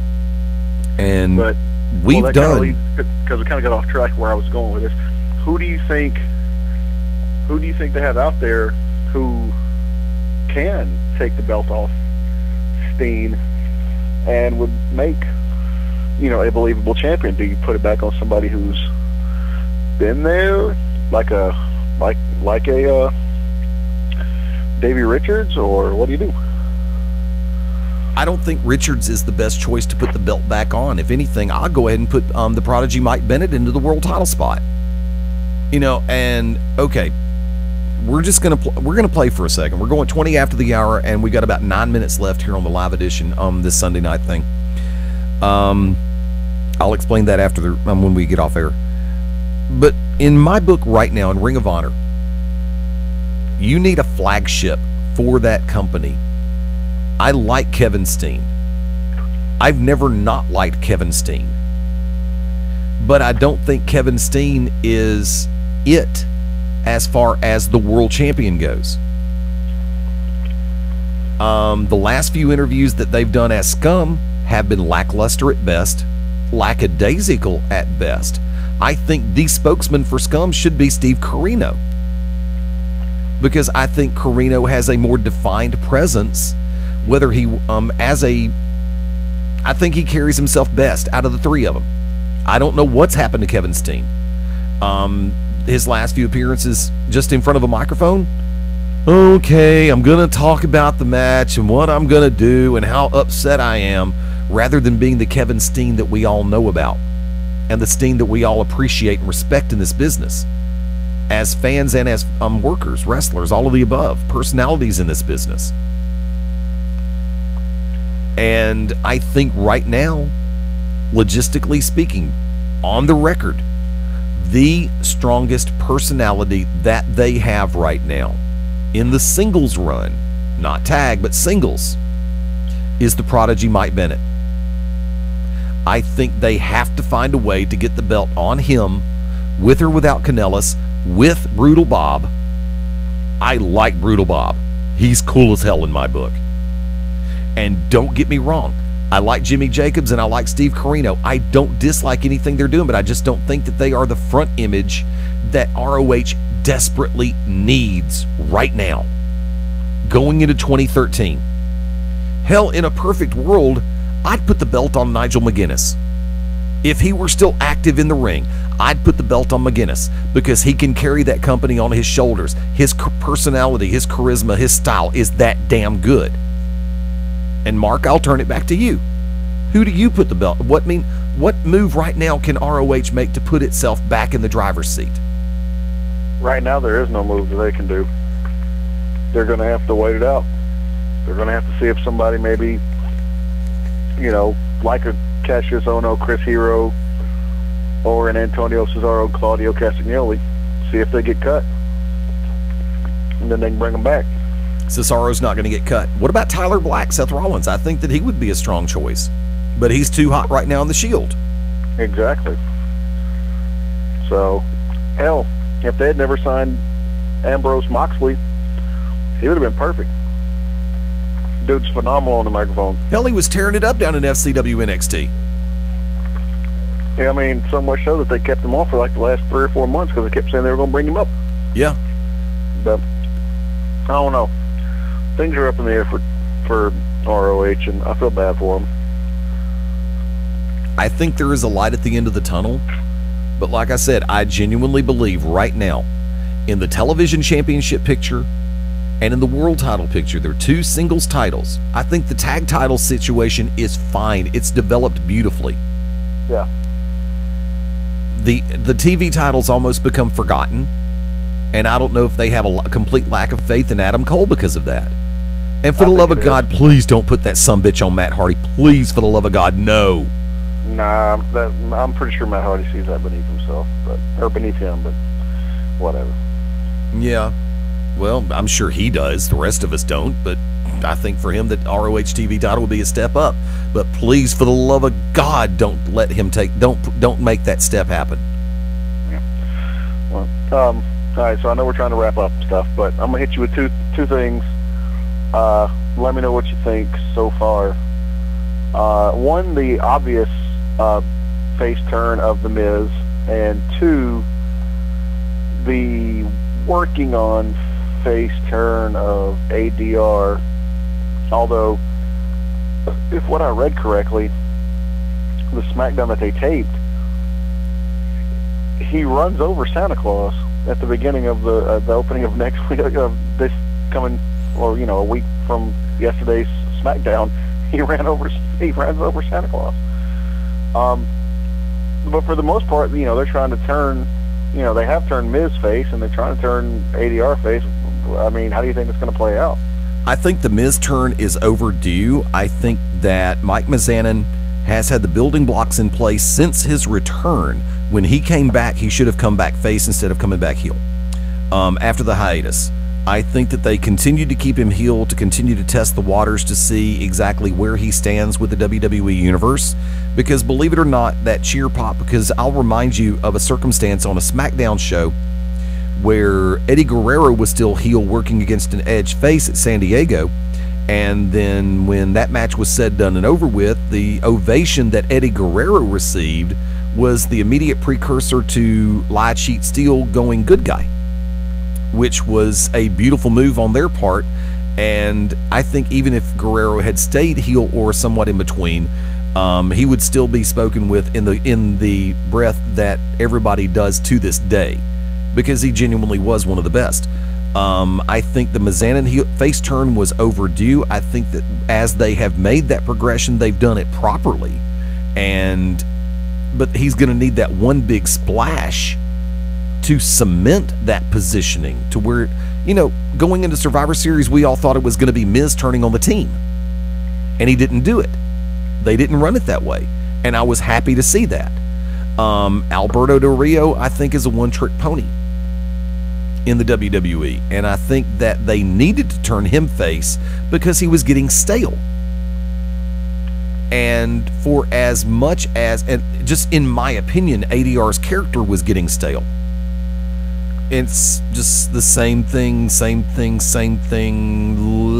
Let's see if we can turn him face. Okay, but how can you turn face a guy like him with the gimmick like he does, with the fancy cars and the little fruit booty scarf and all that stuff? I mean, they're doing it. I think that it can be done easily, and I think they did that the right way by having Rodriguez come out and defend the integrity of the Spanish announce table. Rodriguez gets attacked by in that circumstance, and then here comes ADR to pull the save, and I think that ingratiates him to the fans on a positive level, to where they can accept him going against the rest of the villains in the locker room. They laid the building blocks down perfectly on the pay-per-view or on that show for him to be able to do that. So, your final thought on it? I think it can work if they continue the progression the way that they are.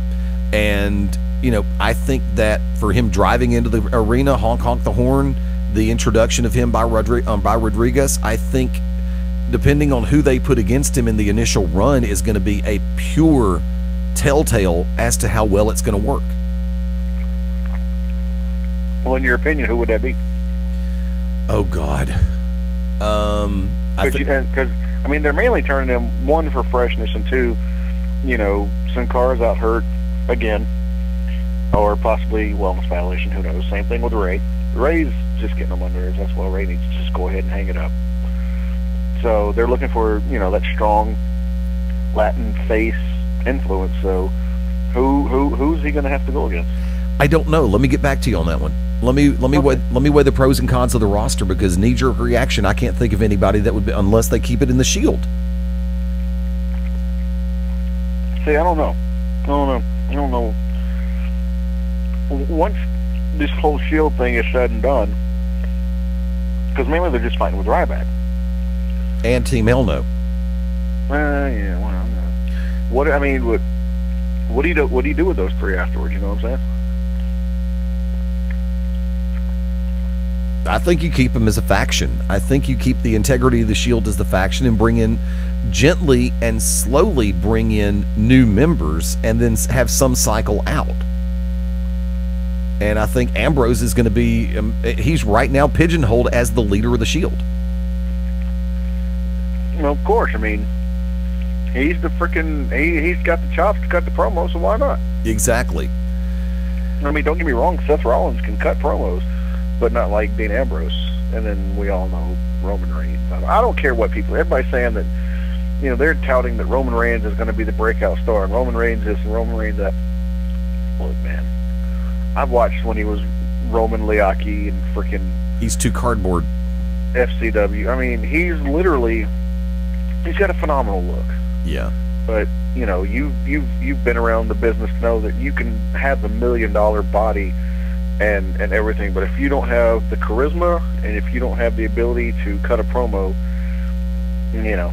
you better have a damn good manager. Well, yeah. I mean, even that can only take you so far. Well, I mean, look at what Lex Luger did, but Lex Luger had good managers in front of him when he was in his initial run, whether it be Gary Hart, whether it be J.J. Dillon. You have to have a good front man for somebody like that to genuinely get over. That's why Batista worked so well in Evolution. He could be the Animal, or he could be the Leviathan-esque style, just on the WWE plane. We know how WWE feels about managers, so that they got to get past that. They got to get past that shit in a heartbeat, and that's all I'm going to say, because you've got some people up in WWE that can't cut a promo to save their ass, and the art to being a true heel in this industry, you've got to be able to talk fans into the chairs. The baby faces and heels have to be able to talk fans into the chairs, give them the reason to invest themselves into that situation, and you have to be able to get them to a point to where they convince people to spend their money on a ticket to come to the show, or to buy that pay-per-view, or to sit back or and the merchandise. Yes, you've got to have that person in place, and if you're not strong enough, you've got to have a manager in front of them. And I'm going to ask you this one before we run. I'm going to give you a minute to respond. Modern day version of the Wicked Nemesis would work best in which company? WWE, TNA, or ROH? I don't know, because he yells too much. I love him, but he yells too much. And that doesn't translate for good TV. So you'd say ROH? Huh? Ring of Honor, then? Yeah, I mean, I would say he's too cerebral for WWE. Put him with Sandow. Well, no. Oh, God, no. You don't do that. Sandow doesn't need anybody. No, let me take that back. He's too cerebral for TNA. God, yes. He's too...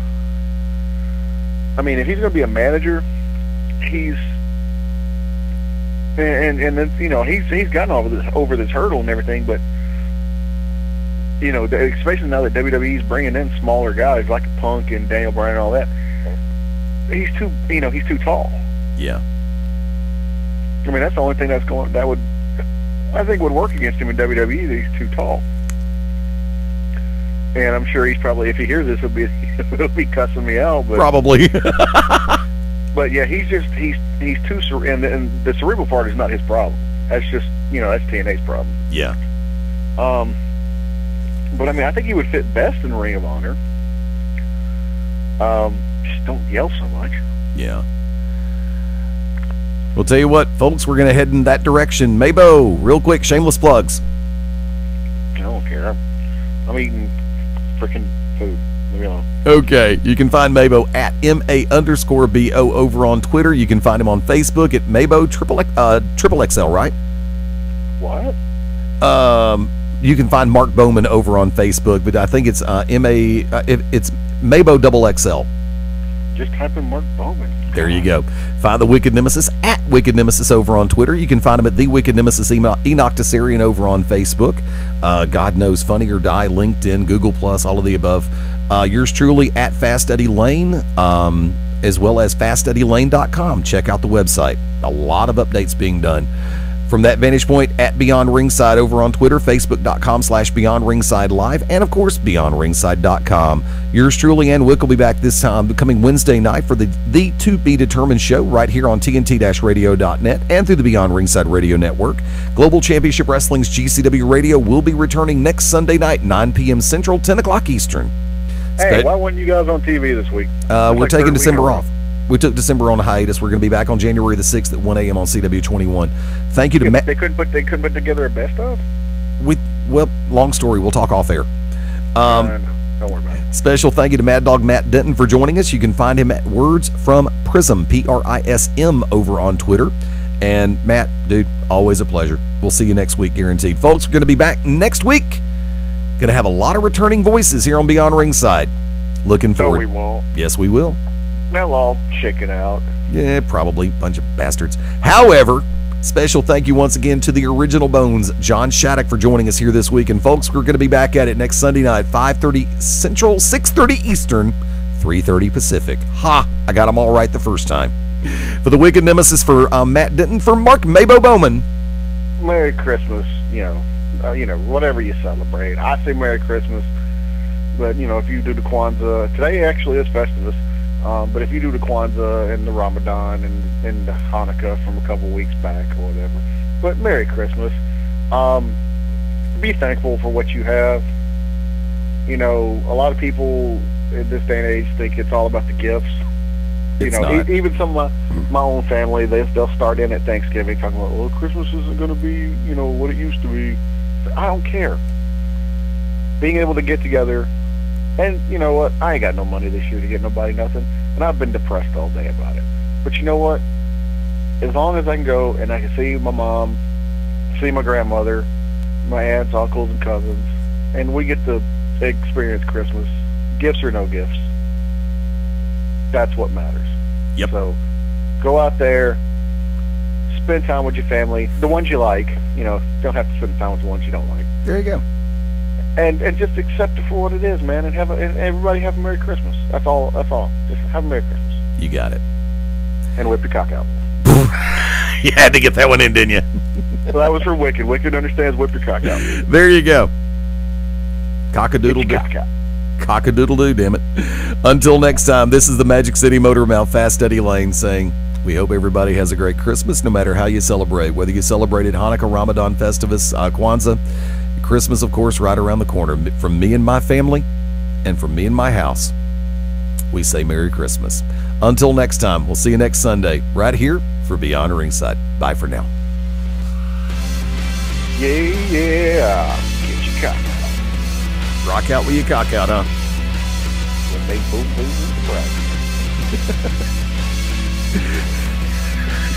There's a shit ton of things I want to say, but for right now, I'm just going to say, fuck it. We're out. Bye-bye. That was not necessary. You're right, it wasn't, but I just had to get the F-bomb in there one time. That's not necessary.